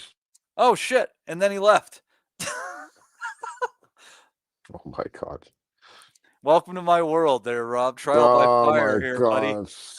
Sorry, I apologize. I'd like to pull a Paul Dempsey and say I would like to apologize to the listeners for this one. Hopefully we can get Gadget Grill back on in the next couple of minutes. And there he is. Yeah, we'll try one more time with this. Can you hear us, man? Can you hear us? No, I think we're gonna have to leave this. Okay, we'll try again another time. Yeah. If you're not hearing us, I don't know what the hell's going on. What an exciting day. Look, I don't want to waste too much time on this one. We're going to try and get Gadget Grill back on another night. I want to quickly thank all the guys that came in the chat, the hundreds and hundreds and hundreds of thousands of them who were there giving their opinion, moving the needle, moving the algorithm, hitting us with likes, subscribes, and major super chats all night. It's been a pleasure to host this episode of 635 on the episode 635 of the Boxing Asylum on a very slow week in terms of action, but we managed. We don't want to do almost previews, Rob. What's the previews, Matty? I wasn't even sure whether we're going to be here next week for previews, to be honest with you. Let's have a quick look at it. Why not? Next week, yeah. Let's see here. Let's go and check out the boxing scene schedules. Ended up probably being the best one for accumulating the bulk of decent fights anymore these days. Like BoxRec, there's too much shit on there, right? Like I don't care about a bunch of 5 and 4 Muay Thai guys fighting in Thailand. Like it's just not on my radar. So next week, yeah, we do have some fights that we should probably be talking about here. This one I don't know much about. You got Deontay Browne and Grimarde Machuca, and Saul Sanchez and Edwin Rodriguez on a DAZN card. You got the Dave Allen and Arislandic Makhmudov card on there with, I think that, so you got the rematch between Boston and or Boston, as they so I said that wrong, and Bilal Fawaz. They had a draw last time out, and Padley versus Bellotti could be an interesting one on there. And also Jerome Ennis is taking on Uisma Lima on a DAZN card in his first fight, I think at 154 pounds. Interesting. Des, let's go to you on this one. Lara still got it or not? No. I think I like Lara. I like his style. I like the way he can switch people off. But I think Janibek's going to be too live. What are we talking about, Lara? How this come up? Lara, what about Lara? There's no Lara fighting. What? Are we not talking about Janibek and Lara? It's because Matty called Arslan Bekmambetov Arislandic. He's fighting Makhmudov, isn't he? Oh, Lara said It's scheduled to Dave fight Allen. Macmillan. Dave Allen's fighting Makhmudov. Oh, Matty called him Icelandic. Well, what's next for Dave Allen? Finally, we're getting to the fucking real questions here. What is next for Dave Allen? Does Dave Allen? This is a potentially, jokes aside, I think this is potentially a dangerous fight for Dave Allen, and he's been in plenty of those in his career. I think he has a same kind of trajectory as Homer Simpson when he fought Dedrick Tatum, and that he fought with his face for a lot of times. He's never really particularly been in good shape or took boxing serious, but on his night, he can pack a punch and he can old man some people if they're not ready for they're not fully prepared. He can take him there. He's probably his own worst enemy in that he has underachieved or overachieved, depending on what way you look at it. But I think we can all, the general consensus would all agree that he's never taken this sport seriously, and this would be a hard guy to find that out against later on in your career. What do you think, Maddie? I'll tell you what, like the fact that he got the win against Fisher, and he probably should have got one in the first fight as well. It's good that he got that emphatic stoppage, and that could end up being the biggest win of his career. But and Makhmudov should probably be the favorite in this one. I haven't checked to see if there's odds on this one. Yeah. But if you look at the way that Allen beat Fisher, with basically getting inside and like having an efficient body attack on him, that's kind of been what's given the most fits to Makhmudov. Vianello kind of boxed him a little bit more because he's a taller guy, so he doesn't want to necessarily go to the body on a guy that's roughly the same size as his too much. Just good operating technique. But honestly, like as far as styles make fights on this one, I'm not saying that Allen necessarily wins. He should be an underdog, and an underdog for good reason. But based on what we know about Makhmudov and his ability to take it to the body, if Dave can kind of stand up to his stuff, you might finally like kind of have a signature win in a way, and he might be able to ride off into the sunset, which would be cool. I mean, this would be what his ceiling is if he's able to accomplish it. And guys like Dave Allen are never going to be world champions, but it doesn't mean that they can't get something that's a meaningful W for them before they go off and start regular life. Is that Rocky style win for Dave Allen if he pulls this one off? Because to me, he's a big underdog here. People are giving him a chance because of the Fisher wins, but it's his Rocky moment. Like Fisher was there for the taking. We all knew it. We knew he had a level. We just didn't know it was Dave Allen. And this is obviously moving up from that. I think we have to put a bit of context on Dave Allen though, and then Johnny Fisher wins. I think we could be in a place now where perhaps the two Fisher fights could flatter Dave. Now, I don't know if Dave beats Makhmudov, but how he's going to do it, he's probably going to press him, fight on his chest, force Makhmudov to go backwards, and probably outgun him, outpunch him, and just land lots of volume. Dave's not a concussive puncher. He's a smaller man in there, so he's going to have to do something that takes Makhmudov out of his comfort zone. He did the same with Fisher. I'm not quite sure if Makhmudov will fall into that trap, because the way you negate that version of Dave Allen is just to hold your feet and just press him and push him. Pretty much what Fraser Clark did, pretty much what David Price did, pretty much what Tony Yoka did. In fact, most people that have ever beaten Dave Allen didn't concede ground. They just held their feet and let him go backwards. So if Makhmudov chooses to fight on the front foot and not allow Dave to come forward, I'm not quite sure what Dave can do to Makhmudov. But if Makhmudov does a Johnny Fisher, tries to fight going backwards, a big man like that is not wired up for it. I just can't imagine I can't imagine another fighter and his trainer making the same mistakes Mark Tibbs and Johnny Fisher made. So it kind of all depends on what type of Makhmudov we see. I know where Dave Allen is. I know the type of strengths he has. I know what he brings to a fight. But this would be probably his most commercial win, his biggest win. And you'd have to argue that Makhmudov would be probably his most decorated win if he gets it. So it's a big ask, but I think it all depends on what type of Makhmudov we see. If Makhmudov chooses to stand his ground, hold his feet, and edge Dave Allen backwards, I just can't see how Dave Allen can out-punch him and out-fight him.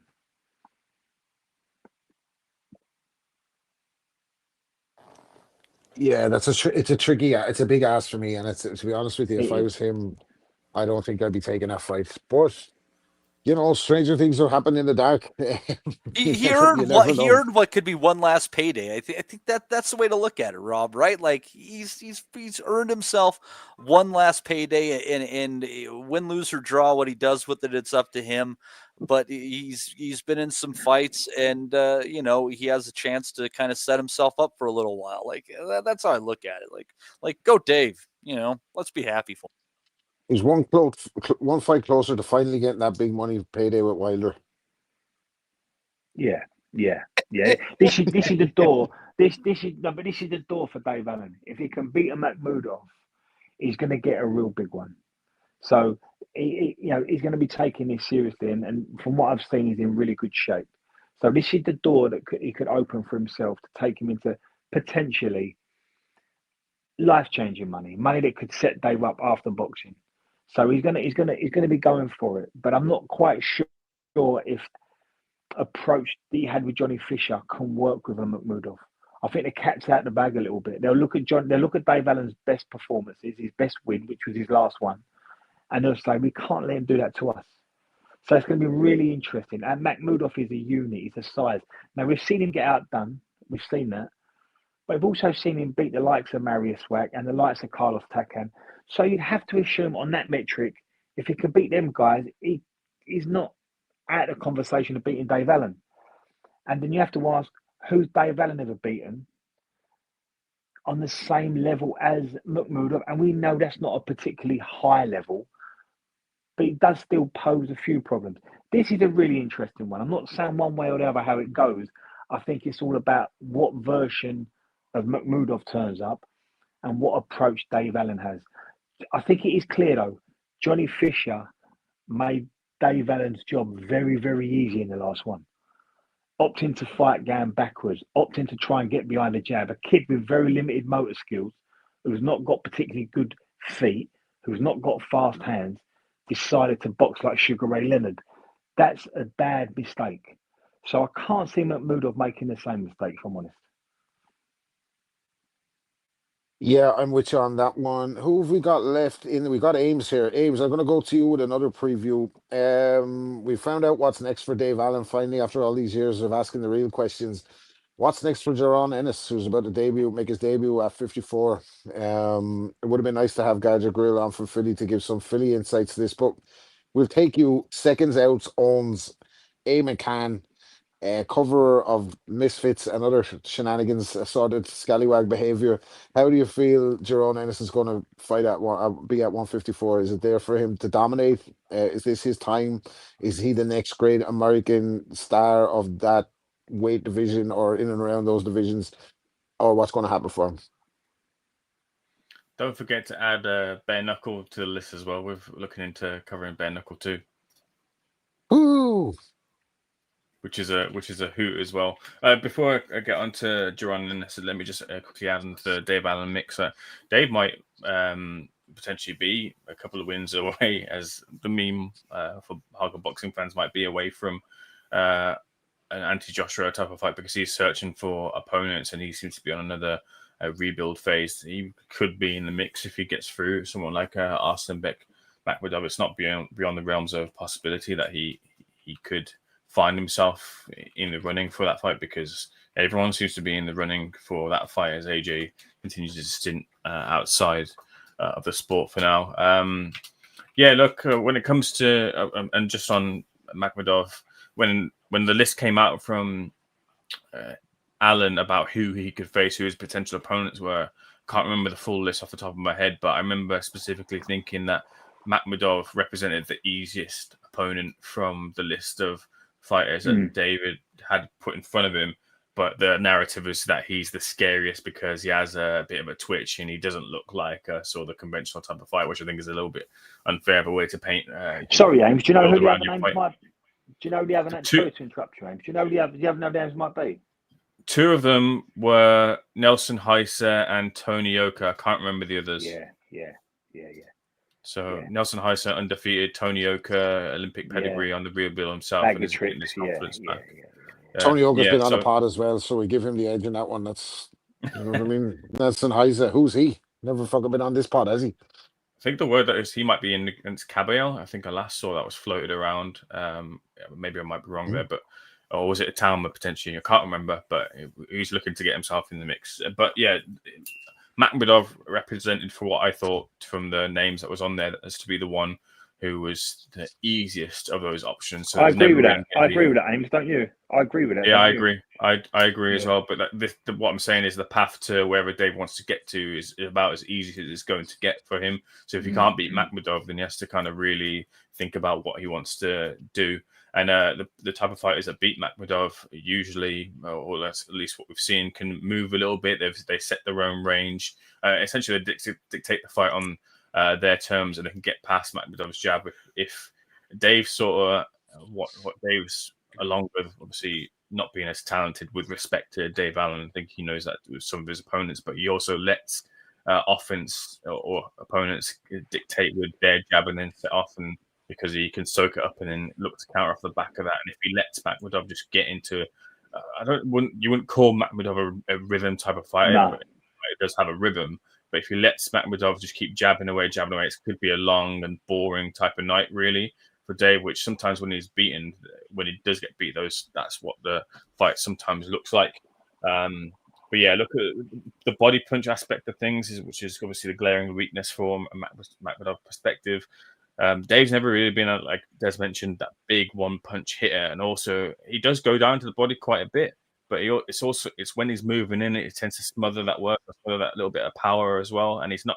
I don't think he hits hard enough to the body to not to say that he won't bother Makhmudov, but we've seen him hurt people's body with Lucas Browne is obviously the most obvious one. But that's a fight at the end of his tether or the end of his career. I don't think it'll be as clear as a path for Dave down to the body as it has been for other fighters like Caballero or before him.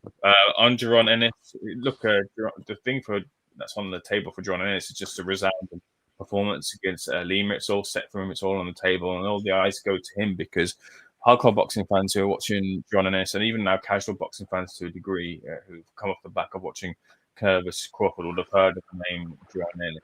They will know that he's one of these people who is pitched for maybe one of the next big fights against Terence Crawford, whether Crawford takes that fight or not, or Ennis can push himself or shout about himself or ride on the coattails of what Crawford did is another thing. That's a job for promotion and Ennis himself and through his performances. But he's one of those guys that we're looking at as to say this guy could be matched against Crawford, or he could be that guy that takes it on because Crawford's getting on in age. But he's got to produce the goods. He's got to produce the performance, and I want to see that against Lima, who Lima's a good fighter.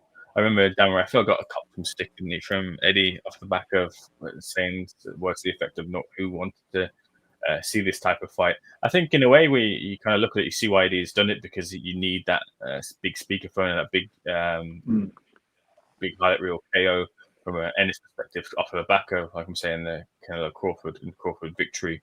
But until you see Ennis again in like the meaningful type of fights against those in the division, which it's hotting up now. Abbas Baru, good technical fighter, picked up a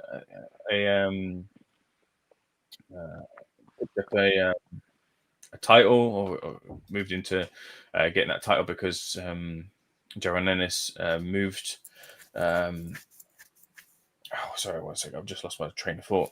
But yeah, look at the super welterweight division. Is one where when you look at the unifications, you're looking at good fights. Xander Zayas finally has picked up a world title. He's a good fighter. Murtazaliev, dispenser of Tim Tszyu, another good fighter. Fundora, just a powerhouse. Virgil Ortiz as well, in good form. There's good fights there to be made, and the talent there, it's a good mix of talent. So either way, he's in a fight where there's no gimmies, at least the way I look at that division. You look at maybe Baru as not as hard hitter, more of a technical type of fighter, maybe one of the more easier fights with respect from an Ennis perspective. But outside of that, it's tough, and you could didn't make you a see? case. Didn't you hear the news that Bro is waiting for the Conor Ben. Yeah, exactly. How Well, I don't know fucking about that. stupid. Eddie really holds the cards there. But what I'm trying to say is that it's a real good fight, a real good fight between Ennis and whoever it is, and any of those fighters, I genuinely believe Zayas, Mutazaliev, Fundora, Ortiz could be the one that ties up and unifies the divisions, because they've all got their own real good strengths in their skill sets. So Ennis is in tough, and he might find himself losing, winning in a real close fight with any of them. Interesting. For me, sorry, Rob. It's a no. choker. It's a choker. We ain't got guard your grill. The tech let us down, because he was a brilliant guest, because he'd have been up to I know, speed that's with why where I was Boots waiting is, to bring in the. I was waiting it's a on shame this the tech let us down. to bring him in, but we will definitely get him back on. I was speaking to him on IG.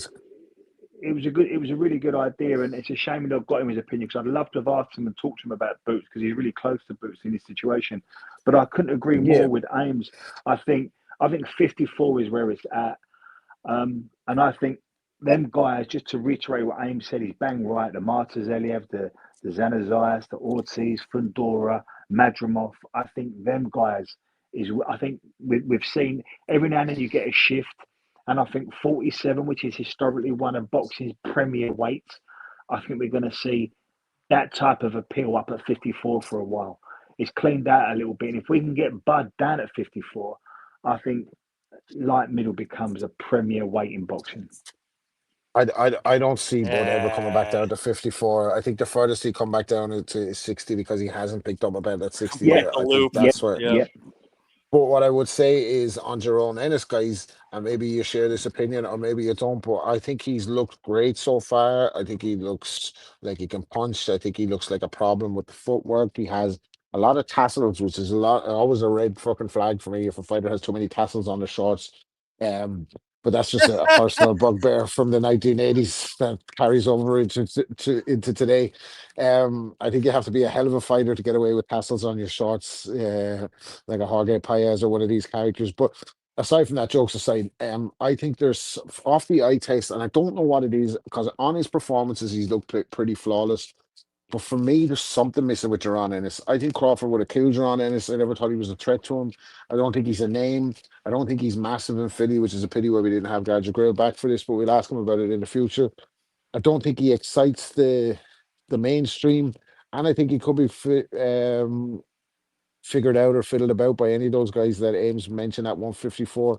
Not to detract too much from him, but he needs something now, doesn't he? He needs a string. If he's going to be what they were heralding him as, what Eddie Hearn was heralding him as, what his father was heralding him as, what all the boxing media on the US side were heralding him as, he really has to go and step on the gas now and get people want to tune in to see Jerron Ennis. So, Rob, you know what he's got right in front of him? He's got a real good run there at super welterweight. When we're talking about Terence Crawford, who we're looking at the resume, and this fighter was at the end of this, and this fight at that, and whatever. You're looking at a thriving fighters in their peaks at the super welterweight division. If someone said Ennis had on his record at the end of next year or the year after a win over Fundora, Zayas, Mutazaliev, and Ortiz, that he's not in the pound for pound reckoning or at the top, or in that debate there, you look at them perplexed, because that for me represents a brilliant run at super welterweight, something that Terence Crawford never got in his runs at Undisputeds. Interesting. And as a segue, it might just happen. Third time lucky, just where we're on Jerron Ennis. It seems like Gadger Grill is back in the building, and this time he can hear us. Gadger Grill, are you there, sir? Coltrane, you can hear us or no? Hold on. I gotta add it. Yep. Boom. You got us? Mic check 1 2. Mic check. Here we go. We got it. We got it. 1 2. What is this? Hold on. Let me give you a proper intro. Rob was just talking shit about Jerron Ennis. It's good I heard him. Okay. I heard him. I'm shocked because he's a residential Phillian. You know, I'm a little. No, it's all good. You know, I respect his opinion. Yeah. Hold on, let me give you a proper intro. So this is my man Coltrane from the IG page GuardYourGrillBoxing. You could do worse than to drop those guys a follow. Me and Coltrane know each other through the rapper Reef the Lost Cause, who's his cousin. And it's just so I don't even think I think we might have found that out after the fact that I was following After his the page. fact. It's just likes the way he breaks down the fights. We are the similar age profile, similar style of fighter that we like watching. I think he's going to give some great insights to the pod. So it's my pleasure to welcome Coltrane from GuardYourGrillBoxing on the third attempt. But you're joining us at just the perfect time, and the boys were looking to get your insights into the Philly scene, really, as well as Jaron Ennis's upcoming fight next week. What do you think about Jaron Ennis up to this point, and where does he go? I mean, I think Boots comes from, like you said, there's a lot of stock here in Philly, and that's just not a default. Just because you're from Philly, that means you're nice and you're going to be this great fighter. Like there's a litany of fighters that came out here that you guys probably never will ever hear of or see, and they become local yokels. I mean, they look good in sparring and local, club cards, but when they get to this level, it just doesn't seem to materialize. Where Boots, coming from a fighting family, I had the privilege to see his brothers, Pooh and Farah, in his at the legendary Blue Horizon here in Philly, which is no longer, by the way. And Boots came up under that, so he was the kid that was, he prides himself on being a nerd, which is a good thing, because his head was into the boxing and not into the streets, where the other brothers kind of drifted off, into that world. But Boots, decided that this was going to be his craft and he was going to perfect it and own it and make the best of his situation. I do think that, everything's about opportunity. Unfortunately, boxing is a business. So the business aspect of his career kind of derailed the actual performance of his career. And what I mean by that is Boots been a pro for about, I think, 8 or 9 years now. A lot of people don't know that. Like, he's just like not some new guy that came on the scene. He's been around, but because of his business dealings, boxing could be an ugly game with the business. So he was sidelined, he was shelved.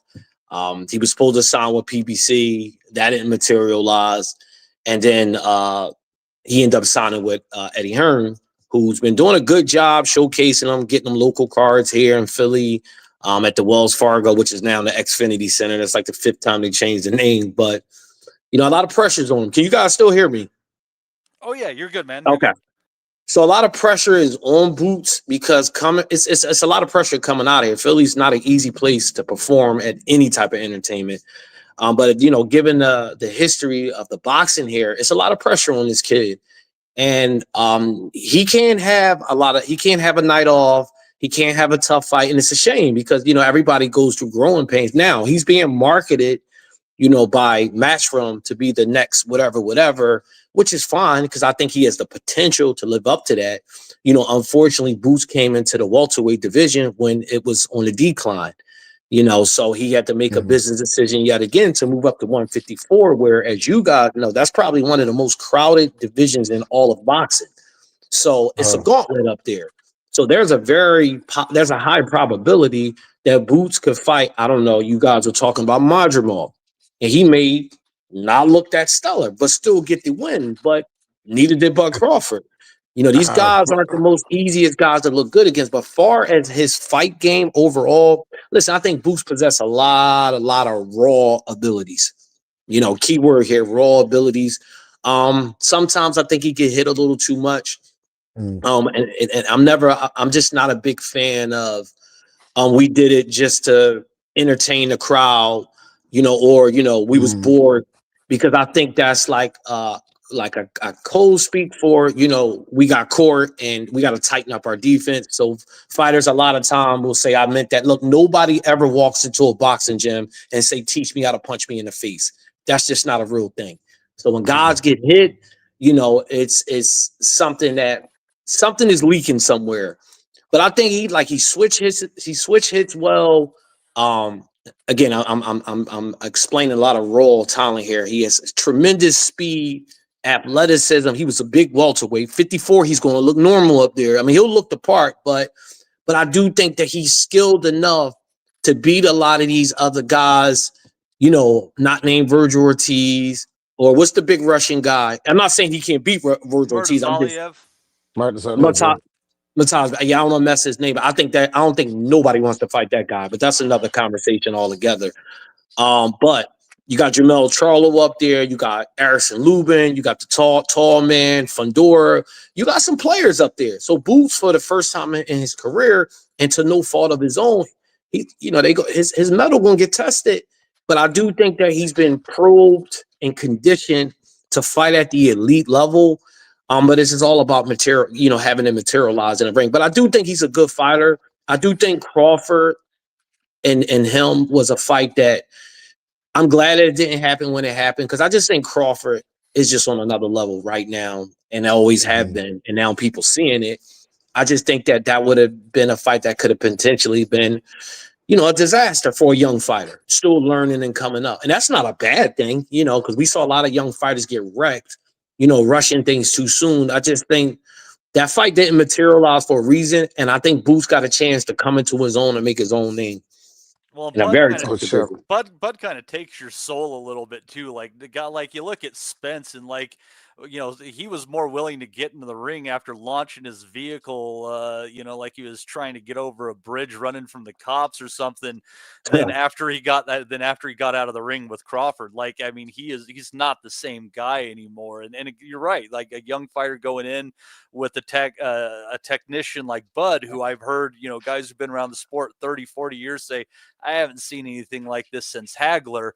That's a big risk. And you could run your mouth about it all you want, but nobody has cracked that code. Nobody's really coming anywhere near close except Madrimov, and Madrimov didn't even throw 300 punches. What did Bud do in there that kept him from throwing 30 punches around? I think the Madrimov fight is kind of over-exaggerated in the context, because it was the first time we ever saw Bud have some live jeopardy in the fight where he had to work it out and make those adjustments without getting the emphatic stoppage that normally follows. And because of that, people kind of maybe detracted from Bud's performance, or it was a tricky night and he got over it. But Coltrane, while you're on this, and while we're on Ennis, Charlie Lancashire is not known for producing great fighters the way Philly is, but we've recently seen Jack Cattrall make the move to Ballsy Ennis. How do you see a guy like Cattrall, his style? Traditionally, you would say that the UK fighter with the US trainer has mixed results. It can have great results, like Manny Stewart taking Lennox Lewis on to the next level, or it can just be a cash grab like Floyd Mayweather Sr. with a Ricky Hatton. What does Cattrall stand to gain from his move to Philly? I'm a borrow a line from Tyson Fury. He said American fighters sometimes they're lazy. They don't utilize the information that's here. So props to Catterall for coming over here, and because I'm a big information guy. So if Catterall is coming over here to soak up some information, the good thing about coming, and this is just not a bias take, and Rob, you spent enough time in the city, you know how it goes over here. Philly got a lot of gems with a lot of really good fighters that, like I said, unfortunately, when them bright lights come on, everybody's not conditioned and wired to fight, under those lights. But getting ready for a fight, and you guys brought up Marvin Hagler. This is where Hagler came to get, where he would come check his temperature, so to speak, where he would, come to sharpen up things and try to get better, because there was a lot of guys here that can help you get better. And I know one thing about that gym that Ballsy produces, the fighters he's producing out of there, he gonna be able to get some good rec out of there. Now, the mentality, I don't really know Jay Catterall like that, other than him as a fighter. I don't know about him personally. He seems like a tough and rugged guy, which, I don't want to go the whole cliche, Philly's a blue-collar city, he'll fit right in, but I do think that him coming here, he'll be able to pick up a thing or two, maybe some little inside fighting, maybe some trickery stuff, like how to clinch and grab and hold and that type of stuff. So I commit, and you guys are actually breaking this news to me, because I didn't even know he was coming here. But I don't think you can ever lose by trying to gain information. Like, I always think that's a good thing. Long as, like you said, I think the Ricky Hatton thing was kind of a mirage, because given Hatton was already successful. He achieved a lot.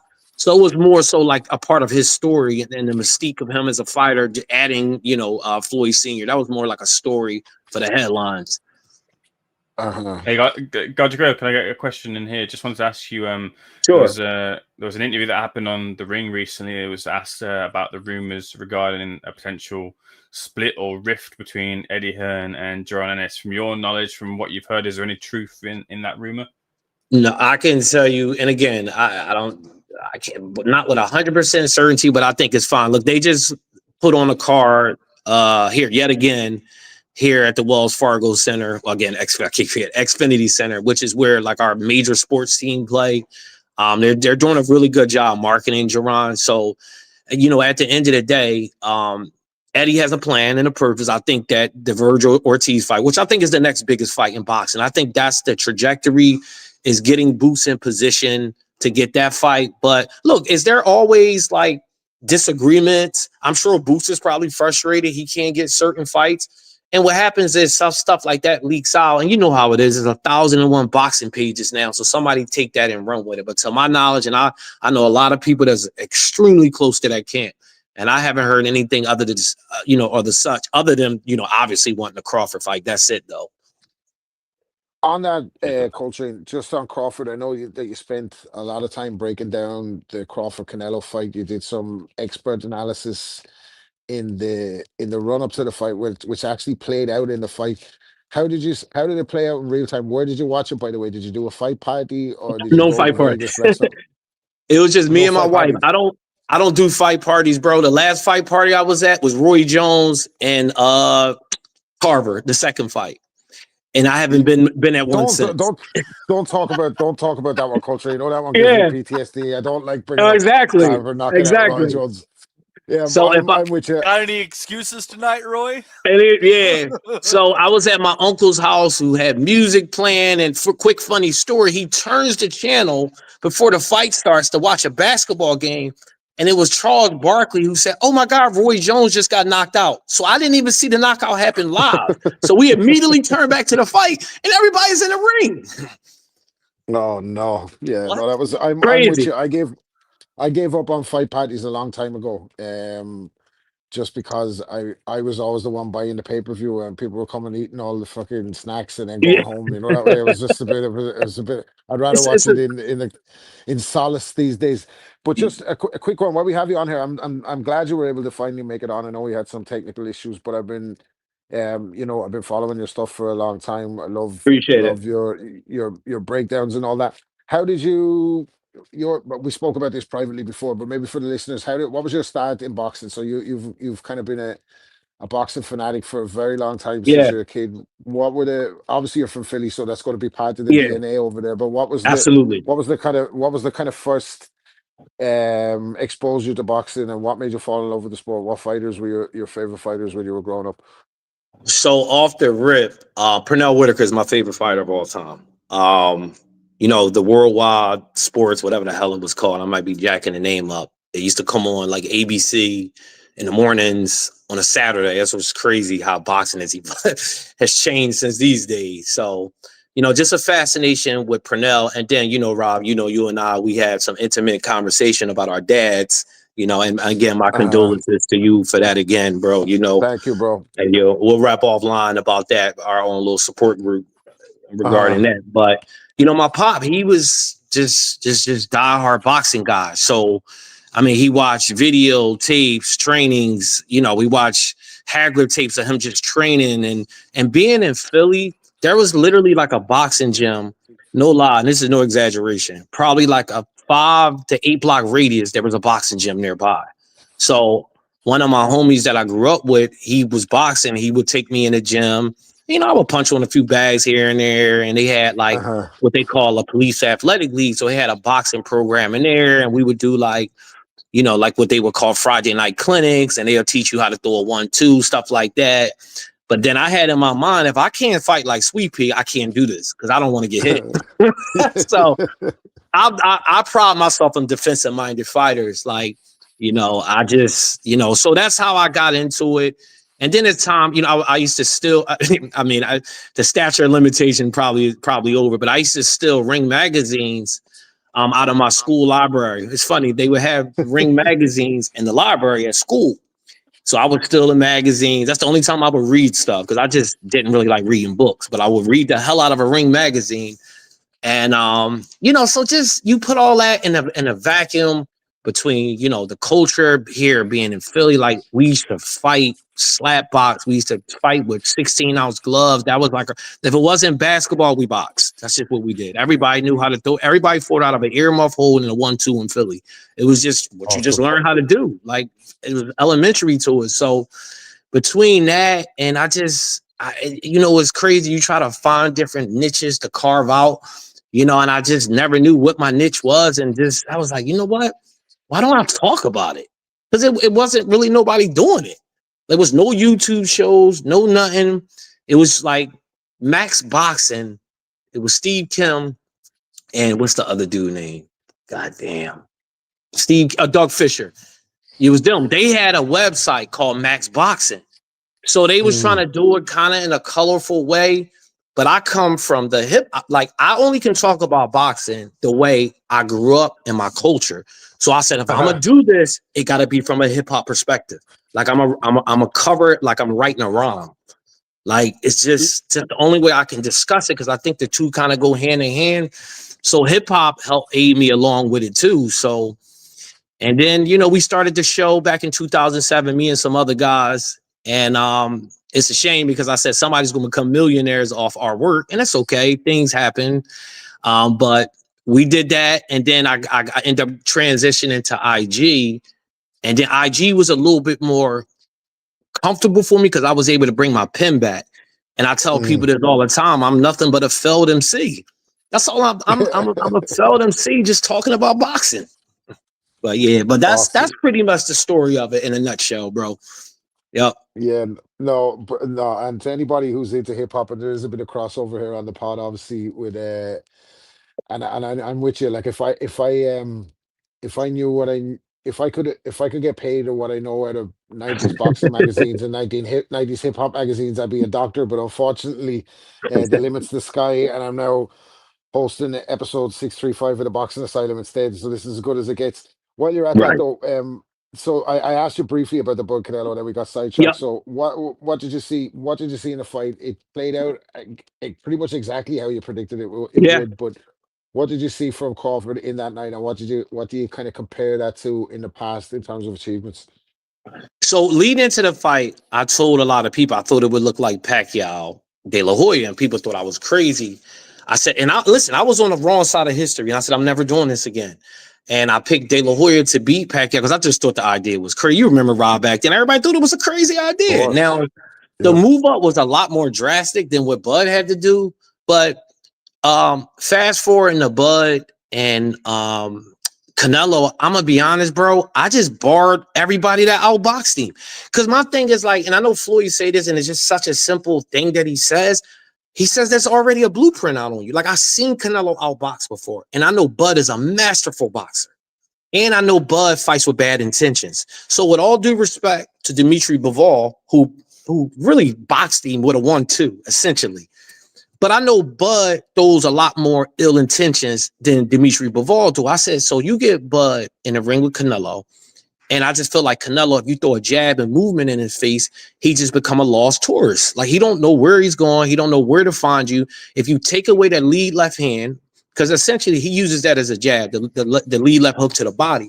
So if you nullify that, he's in no man's land at that point. So I just took a bunch of information from other fights, the Arison Landy Lara fight, obviously the Floyd fight, even the Austin Trout fight. But the biggest fight, to answer your question, where I drew inspiration from, and I even put a post, but a lot of people kind of brushed it because you got to be a true head to know this fight I'm talking about. It was the Corey Spinks and Jermaine Teller fight. And even though Bud, I know would do it with a lot more, bite behind it. But I said Corey Spinks outboxed Jermaine Teller, who Jermaine Teller was bigger than him, stronger than him, physical him, but he frustrated him, and he gave him what a lot of people don't understand. It's called mental fatigue, because guys get frustrated mentally. But if you can't hit what's in front of you, fatigue sets in, desperation step in, and when you desperate, you become more vulnerable. So that was like a big fight where I gathered information from, and just Bud. I just think Bud is different. I think he's on another level. I think he's a top 10 fighter of all time. And I just think that he never gets the credit that he after every fight, there's always but this, but that. And I just think he won't be appreciated. So like a guy like Mike McCollum, like you don't appreciate these guys until they're not here no more. Like Mike McCollum, like Bud Crawford didn't get these opportunities until it was too late. But Bud, on the other hand, is getting these opportunities and acing them. It's just we kind of never seen nothing like this before. That's exactly where you're going to fit in here, because believe it or not, this is not the first Mike McCallum name check on tonight's pod. And only where we were discussing you know, bro. legacy earlier. I want to do quick introductions, by the way, for you on the pod. We've got Maddie on the pod, who's the normal host. I'm only relieving him of some extra work duties now and stepping in as host the odd time. I got my man Desmond from London. He's Irish, really, but he's just after learning how to speak correctly over the years. And we have seconds out media personality Eamon Khan. Ames on the phone as well. We had Justin earlier as well. Well, I want to keep this flowing with you for a moment, because I'm enjoying this. We talk about the samples in hip hop. Did you see samples of Ray Leonard going up 2 weight divisions to take on Hagler when Bud Crawford was hitting the side-to-side defense? So we don't often see that, but in the 80s, all the slick back fighters went side to side. You go back further than that, you can go back to Billy Conn versus Joe Louis, the side-to-side style. Crawford, in his moments where he was robbing the bank, getting in tight, controlling the real estate, making off with the bags of money, he was going side to side, especially in the second half of the fight. That definitely took me by surprise, because I expected a defensive performance with Crawford where he'd probably win. I expected him to get hosed on the cards. I thought he'd probably win 8-4 and then not get the decision in true Canelo style. But yeah, I mean, isn't it crazy that both Crawford and Bivol needed the last round to not get a draw against Canelo? Like, I crazy. Think, yeah, it's absolutely crazy.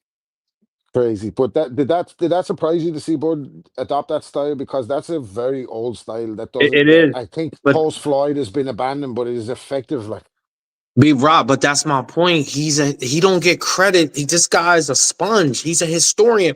And I'll never forget in the Mean Machine fight, and that was probably the sloppiest he ever fought in that fight. But he was frustrated, and he wore his emotion on his sleeve, because he remember he was supposed to fight Spence, and then he said, no, it's not happening. And he's like, I got to go fight this guy. But we would learn later, as Virgil Ortiz would say, gold medalist, by the way, gold medalist, Cavaliers. Gold medalist in Virgil Ortiz.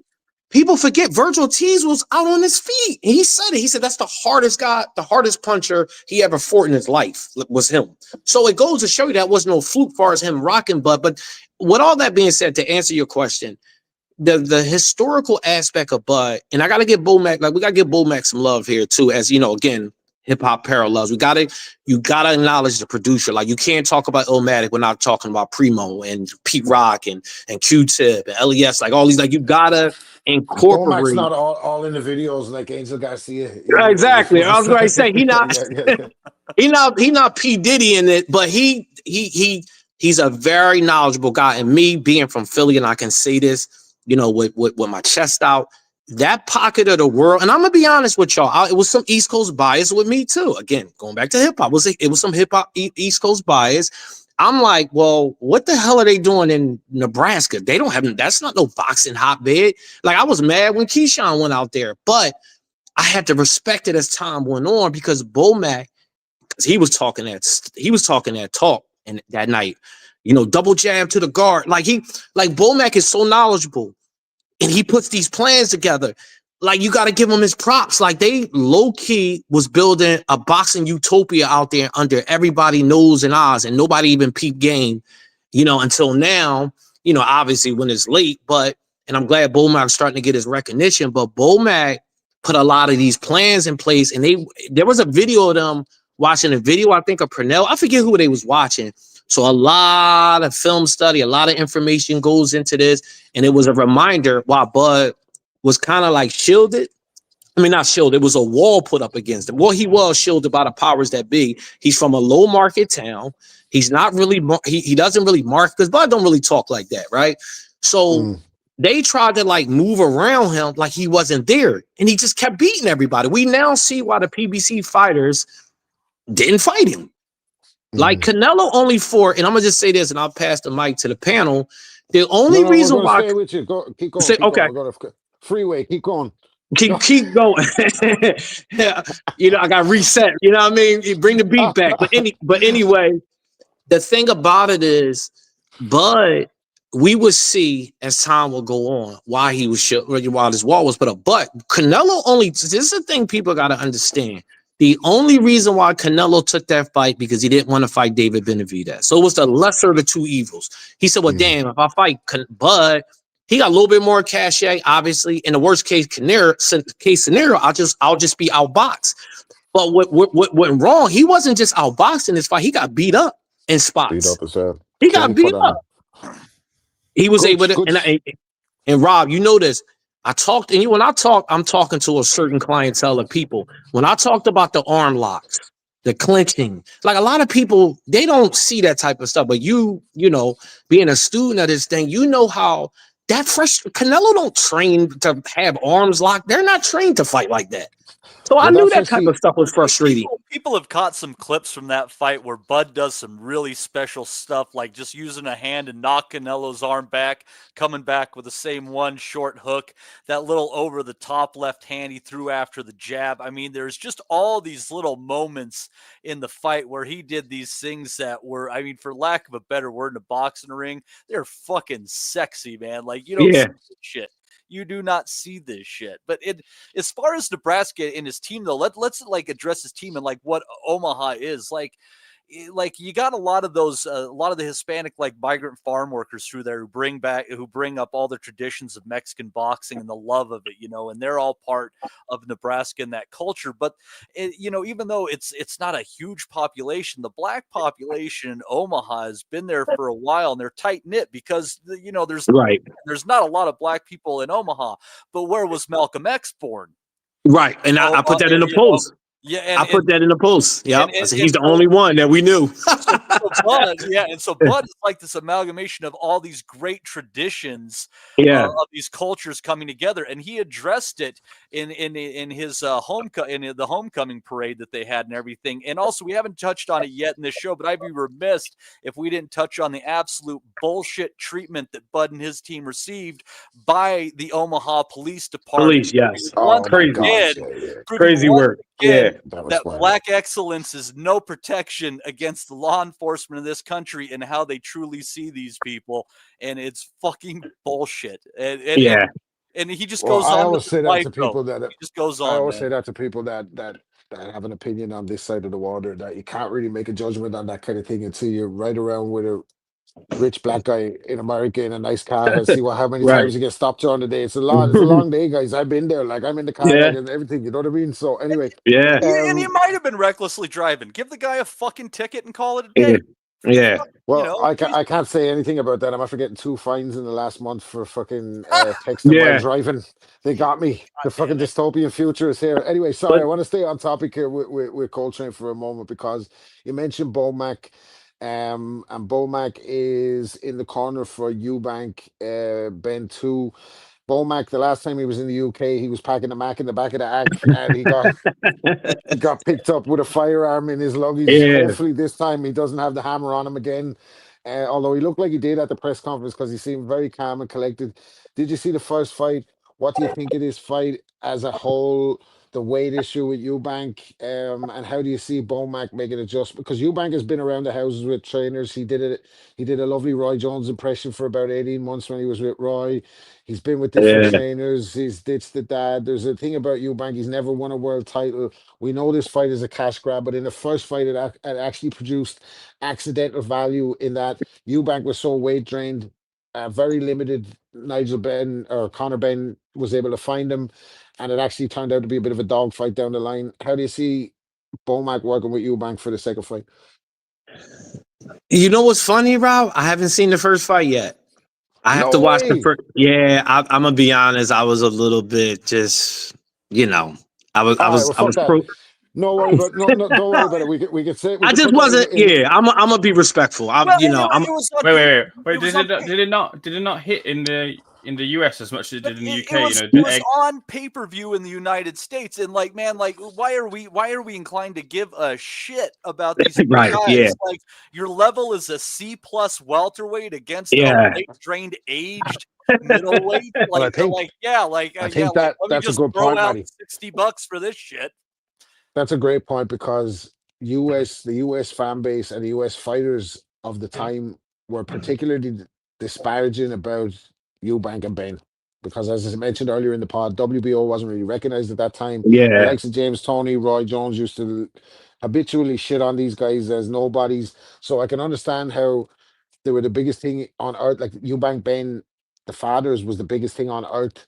It was the biggest fight. It was Des will be able to give us some insights on this. I think we spoke about it before, but that fight was at our age, like bigger than the World Cup final, as big as No, it's big as an over there.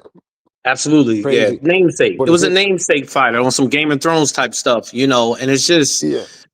it's one thing about me, because people ask me why I don't cover women boxing on my page.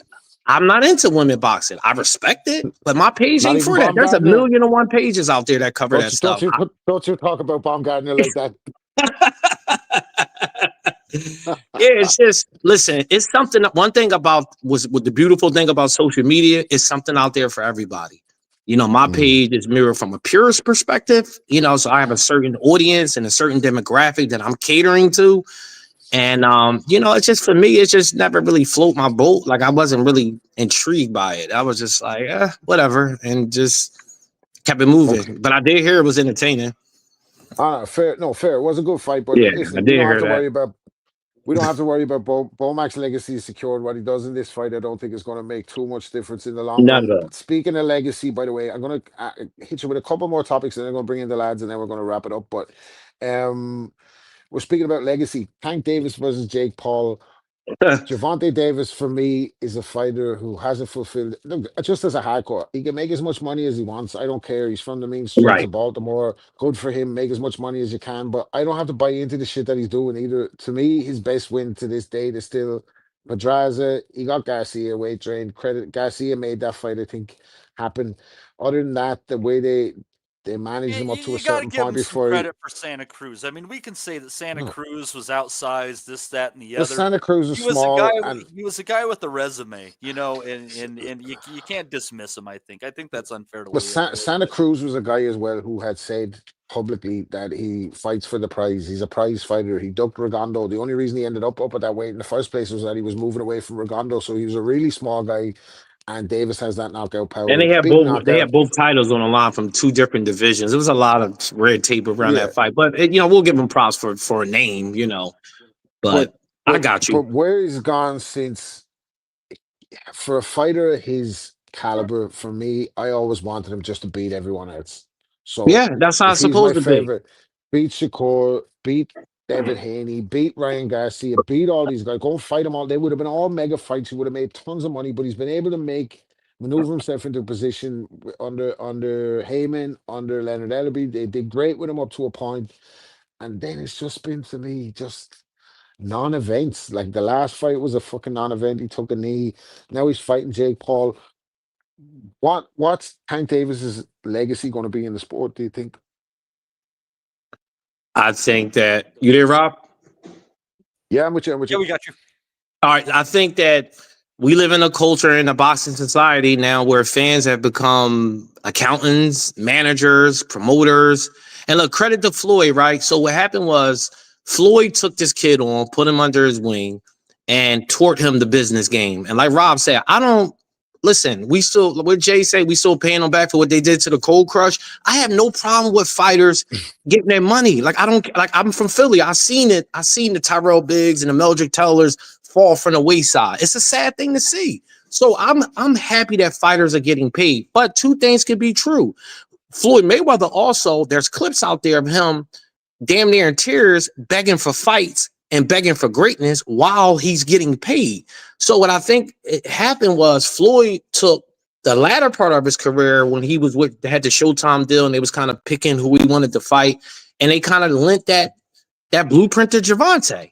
Now Floyd's not with him no more, but the game is already sold to him already. So Gervonta just kind of following those steps where I'll fight. Like I do think he'll pivot back to these bigger fights, but they're gonna have to pay me a lot of money or they won't materialize. Like it's almost like he's taking a break. Don't forget he's coming off a fight where he arguably lost against Lamont Roach. The ref letting the Tank referee his own fight, it goes down with some of the worst bullshit I've seen in a boxing ring in my lifetime. That was an absolute pathetic moment when that happened. And Roach should have got that W. That round really counted. But here's the problem for Lamont Roach, and we know how. So boxing does what they call a process of elimination game. So the powers that be, right? So they say, all right, we're going to get rid of Lamont Roach. So we're going to have him fight Pitbull Cruz. Now, I think Lamont Roach could beat Pitbull Cruz. Agreed. But I also wouldn't be shocked if Pitbull Cruz was to knock. Look, this is crazy how boxing works. I also would be shocked if Pitbull happens to knock him out, or some weird stuff happened with the scorecards. Him coming forward, and they say effective aggression was enough to win the fight. So now Lamont has a loss on his record. Now we don't have to deal with him no more. So Gervonta could do the whole, well, he got Pitbull Cruz problems versus having problems with me. So I just think it's a lot of that. It's so many mind games that go on, just like they did with Bud, with that whole across the street nonsense that they did. And I just think the same thing happened with Gervonta. Like, he's the only superstar that hasn't fought none of his contemporaries, other than Ryan Garcia, right? Outside of that, I don't consider Frank Martin as a contemporary. Frank Martin, I think, turned pro at like 25 years old or something. Like, he was a guy still learning on the job. Like, to Rob's point, when they made that fight, we were like, we don't want this fight, dude. No. We've seen you beat guys like Frank Martin 5 years ago. We don't need to see this fight. Like, we don't need that. Yeah, and we haven't heard from Frank Martin since, by the way. It's like I think he's supposed to be on this Thurman Fedora undercard against somebody, and I just cannot remember against who for the. Oh, he is. Okay, my bad. I didn't know but damn, it's been so long since he fought. But I don't want to make this a frame. This is about Gervonta. Look, at the end of the day, you're judged by your peers and who you fight. Like Bud they kept people away from him, so it was different. Gervonta ain't innocent. He's not like Bud. He's in a position where he called the shots. Like, he's the mini version of Canelo. Like, now he's not as big as Canelo, despite what people may think. He can't do right. He can't do those numbers like Canelo was doing. But if you listen, at the end of the day, people just want to see competitive fights, man. And you got people there. Like, it's one thing if they're not there, they're there. They were there. Now like Shakur and them, they might be welterweights by the time it's all clear. So it's like, we might not never see Gervonta in the ring with none of these guys. And it's a shame, man. Is there jeopardy in this fight? I always think the fight's in the fix is in when the Jake Paul money rolls. Oh, this is wrestling. I never watch. Listen, bro, I never watched wrestling. Like, and I don't have no issues with it. When I grew up, kids loved it. I was a casual wrestling fan. I just don't like fake stuff. I'm just not into that. And that's what this is. This is gonna be a scripted fight where it'll probably end in a draw or something. Who knows how weird they do this stuff? Like, I just can't get down with scripted stuff. That's just not my thing. But hey, everybody else can enjoy it. And it's a shame this is happening because, man, like, I mean, especially you're an East Coaster, so this would even have more reverence for you. Like, I think one of the best fights that can be made in boxing, not only because it's competitive, it's a good style matchup, but the buildup would be exceptional. It would do big numbers. Is Tio against Gervonta Davis? And Tio doesn't give a shit. He's gonna do everything to sell the fight. He's gonna play the race card, this, that, and the other thing, and it would be a bad blood fight. It would sell out. But instead, you're getting, Jake Paul in this goofy exhibition, and it's just a shame because a lot of these fighters are missing the right dance partners to make the name.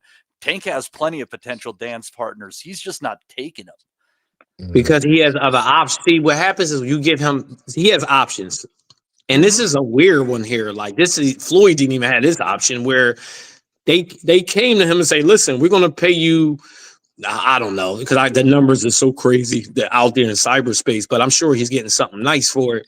So now he like, well, I don't have to fight these guys, or I can put them on pause and come back and fight them later to fight this YouTuber. Yeah, it's an exhibition where the weight, like, it doesn't matter. He couldn't come in at a weight high enough to blow whatever weight limit this is. He just gets to walk in there, do a little bit more than Tyson did against Jake Paul, and walk out probably twice as rich as he walked in. I agree. Listen, more power to him, but I don't have to like it. And I was saying Exactly, about Rob. That's how I Netflix, feel. Yeah. the good thing about this is that we're getting more and more Alicia Baumgartner thirst traps as she becomes a bigger star, and she's the headliner. But that's a story for another day. Every cloud has a silver lining. Before Rob we would wrap watch up, her play chess against a paraplegic. He would tune in. That's his pay-per-view budget right there. that's the mystery of chess boxing. Before we wrap up tonight, guys, anyone have any questions for Coltrane where he's joining us? And I'm sure we'll have him back. It's been great having you on, bro. Thanks Absolutely. a million for jumping on after some tech issues. We were having I was having a car crash worse than Errol Spence there before you managed to get back on. Yeah, bro. Fulton against Foster. Fulton against go ahead, Foster, Ryan. man. I'm curious your thoughts on that one. It's a good one. Yeah, Steven, being your Philly guy, he comes in. They bring a lot of the same things into the ring. But the one thing I guess when it comes down late, if you look at the Hernandez fight, the one thing that Foster has done that Fulton hasn't done is he has really dogged it out when necessary and pulled one out at the end of a fight, and gotten a couple of late stoppages and knockdowns, to be fair. What do you think separates these two fighters? Where are you leaning? I think, all right, first of all, full disclosure, some of my people actually train Fulton, so, I just want to put that out there. Yeah, so I'm again a situation I'm kind of close to, but I do think it's a tech. Look, he's moving up. So he's fighting a bigger. I'm always leery when a smaller guy is fighting a more bigger technical. I think Foster is an extremely technical guy. His last fight with God, I'm gonna butcher his name. What's the Brazilian former Olympian? Conceição. Yeah. That was, Conceição's not an easy guy to fight. Like fans look at these fights and think they just, the fight was boring. No, he's a former Olympian. Because his name is Conceição, we don't know him. This got to be an easy fight. No, he got to be an easy fight. Like he's a former Olympian. He won a medal, and Shakur, had moments. Not that Shakur, it was some moments there. Like he had to adjust. So you get a guy like Foster, like who. He's an extremely technical guy. He's not going to wow you away, but it's little subtle things that he do that can be problematic. Fulton is another guy. He's a really, really good inside fighter, good range and distance guy. I think this is one of my, and I'm not just saying this because it's Fulton from Philly, but this is one of my favorite fights out there. That hasn't played out yet, but just from a purist aspect, I know it's going to be a lot of slick technical boxing. I think it's a 50-50 fight. I really do. I think it's a toss-up fight. I just think that it's going to be a difficult fight to judge. People are going to be bored, saying there's a lot of holding and, all that type of stuff. But I just think that it's a very, very technical fight between two technicians that purists is going to love. Yeah, if you're into the old school stuff, that one's going to have a lot for you. And on that same card, Fundora against Thurman. Thurman obviously getting older and a little bit long in the tooth. Inactivity has obviously plagued Keith throughout the years. But, if there's one thing that I think he doesn't get enough credit for, it's that he so incredibly athletic and adaptable that after his kind of issues with body shots became more apparent, he was able to switch it up, and he's a lot more on his feet, on his toes now. But he's still got quick hands, good combinations. Do you think that that left hook of his is going to come into play, and people might be sleeping on Keith a little bit here? So I saw Keith Thurman in Vegas. I want people to understand this, and I'm a legit 5'8". He's about 5 foot. I thought he was bigger. I'm gonna be honest. Pause. I thought he was bigger. And he's like a legit 5'7". He wasn't a big welterweight. I think he's going to have a serious problems at 154. And I also think that you can't be an Uber lift driver / boxer. Like what I mean, you can't be a part-time fighter. Like he's fought once in 4 years or something like that. So now you're asking a guy who doesn't have a lot of mental repetitions of fighting, because you can train and do all that stuff, but you're not in the ring and actually living this stuff out. It tells on you. Now you're asking a guy who's 6'5", got this crazy wingspan, and he's a high volume puncher. Oh, and he's bigger, to overcome. Not saying, and I think Keith Thurman gonna have his moments against him. I think, like you said, the left hand to be available when it wants to be. Fundora can be punched on, but he has crazy endurance. He looked like he's shortening his shots up. Now, I only got one sample size, which was the Tim Tszyu fight, and who I think is shot, by the way. But still, though, like the information was on display, and I just think that those little short shots, the volume, the lack of not being in the ring, I just don't see him as. The 10-ounce gloves, 147 to 154. You got to be elite, I believe, to go to that division and like have success against. And I'm not saying that Fundora is, Tommy Hitman Hearns. I'm not saying that, but he's good enough to give somebody like Keith Thurman problems, given the stage of his career and the way that's happening. That I just think it's too much going against me. I think I think because it's too easy of a comparison to make, but unfortunately, I think it's becoming more and more obvious as you watch him what he's susceptible to. It's that Fundora's base is very, very close to Paul Williams. Like, they're a sucker for the same shots. Lubin dropped him with that overhand left that Martinez ended Paul Williams with, and then he got caught with that left hand by Mendoza, who's no great shakes. It's just a shot that's kind of available.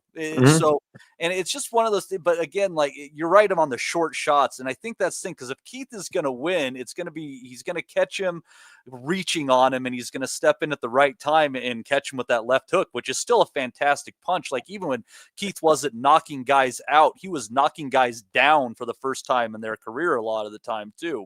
So I don't know. I'd like to see him get one more. I've always been a one-time fan. But I just think that, look, injuries, life, he got paid against Pacquiao. Like, I think that another one that was benefited from never fighting Crawford. Like, so listen, and there's no shot at that particular group, but I thought that was the most mediocre class of welterweights. Like, and again, I'm not trying to. That's taking a shot at your boy Danny a little bit there, man. No, I'm not. I'm just saying that crop of welterweights was a bit meh.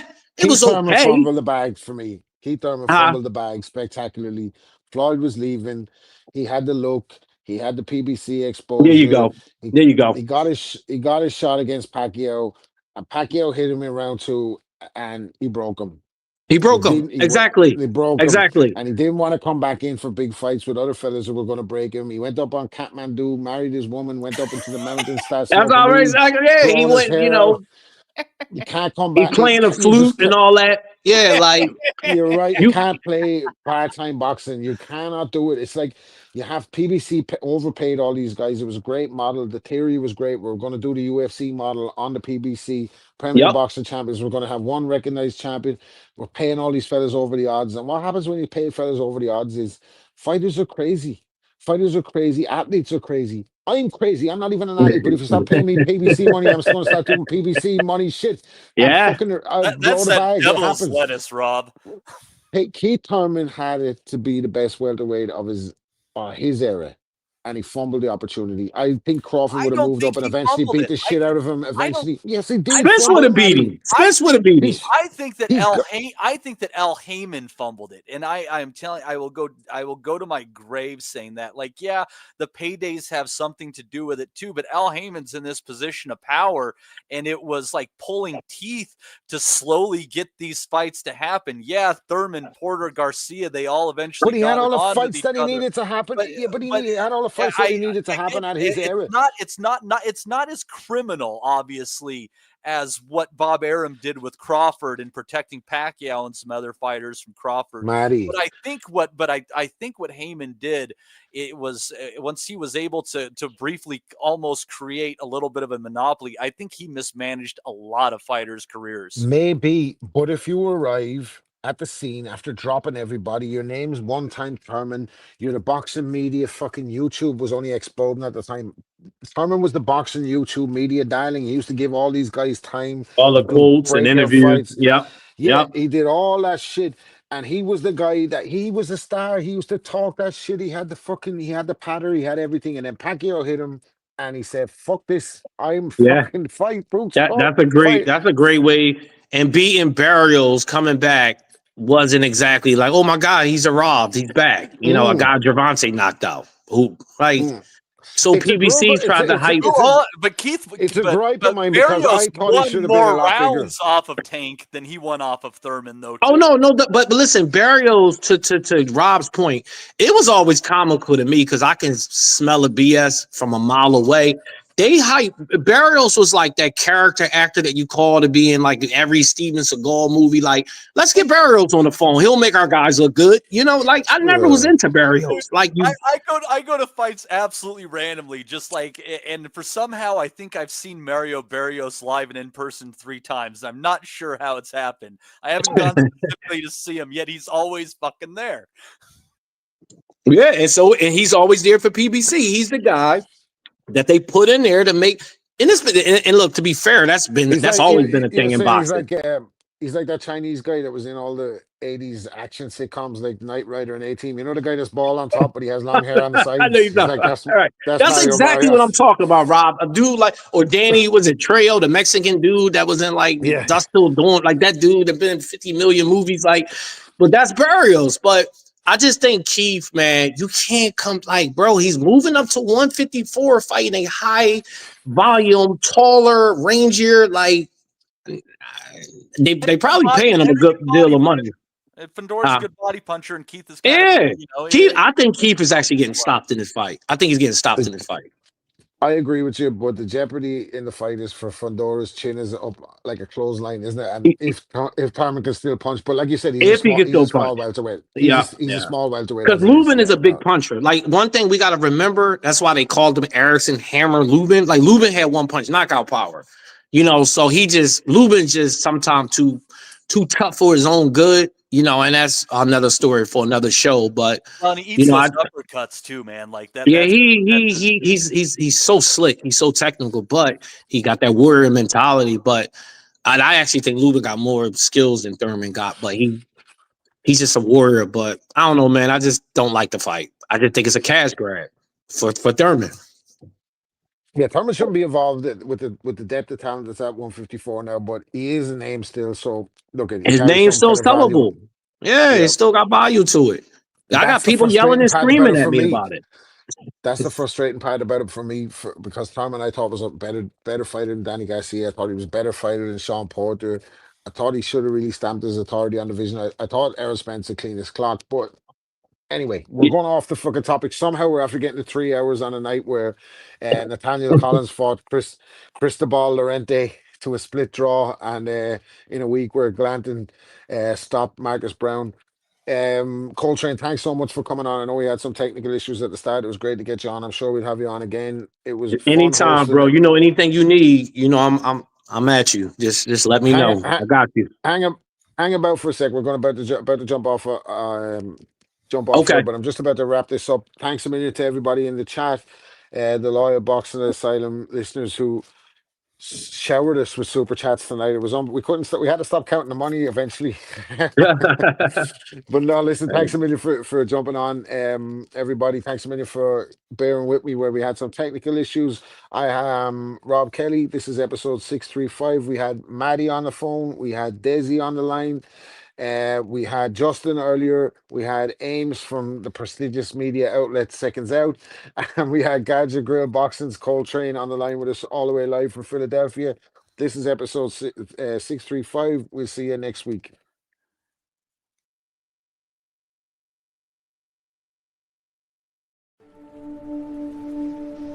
We'll never forget. Golly, that's good at me. Go to and move! We want to be honest, yeah? Crying like a little bitch. I've never met a fucking swank that can fight me. I fell asleep. I fell asleep. You're a fucking bum. You're a fucking asshole. Rumpo fucking Steltskin. But allegedly, Oscar Rivas has failed a test. 7-year aim. 7-year aim. I will fucking smash fucking you. I hope you fucking die. Be safe. I love boxing sounds. Simple as that.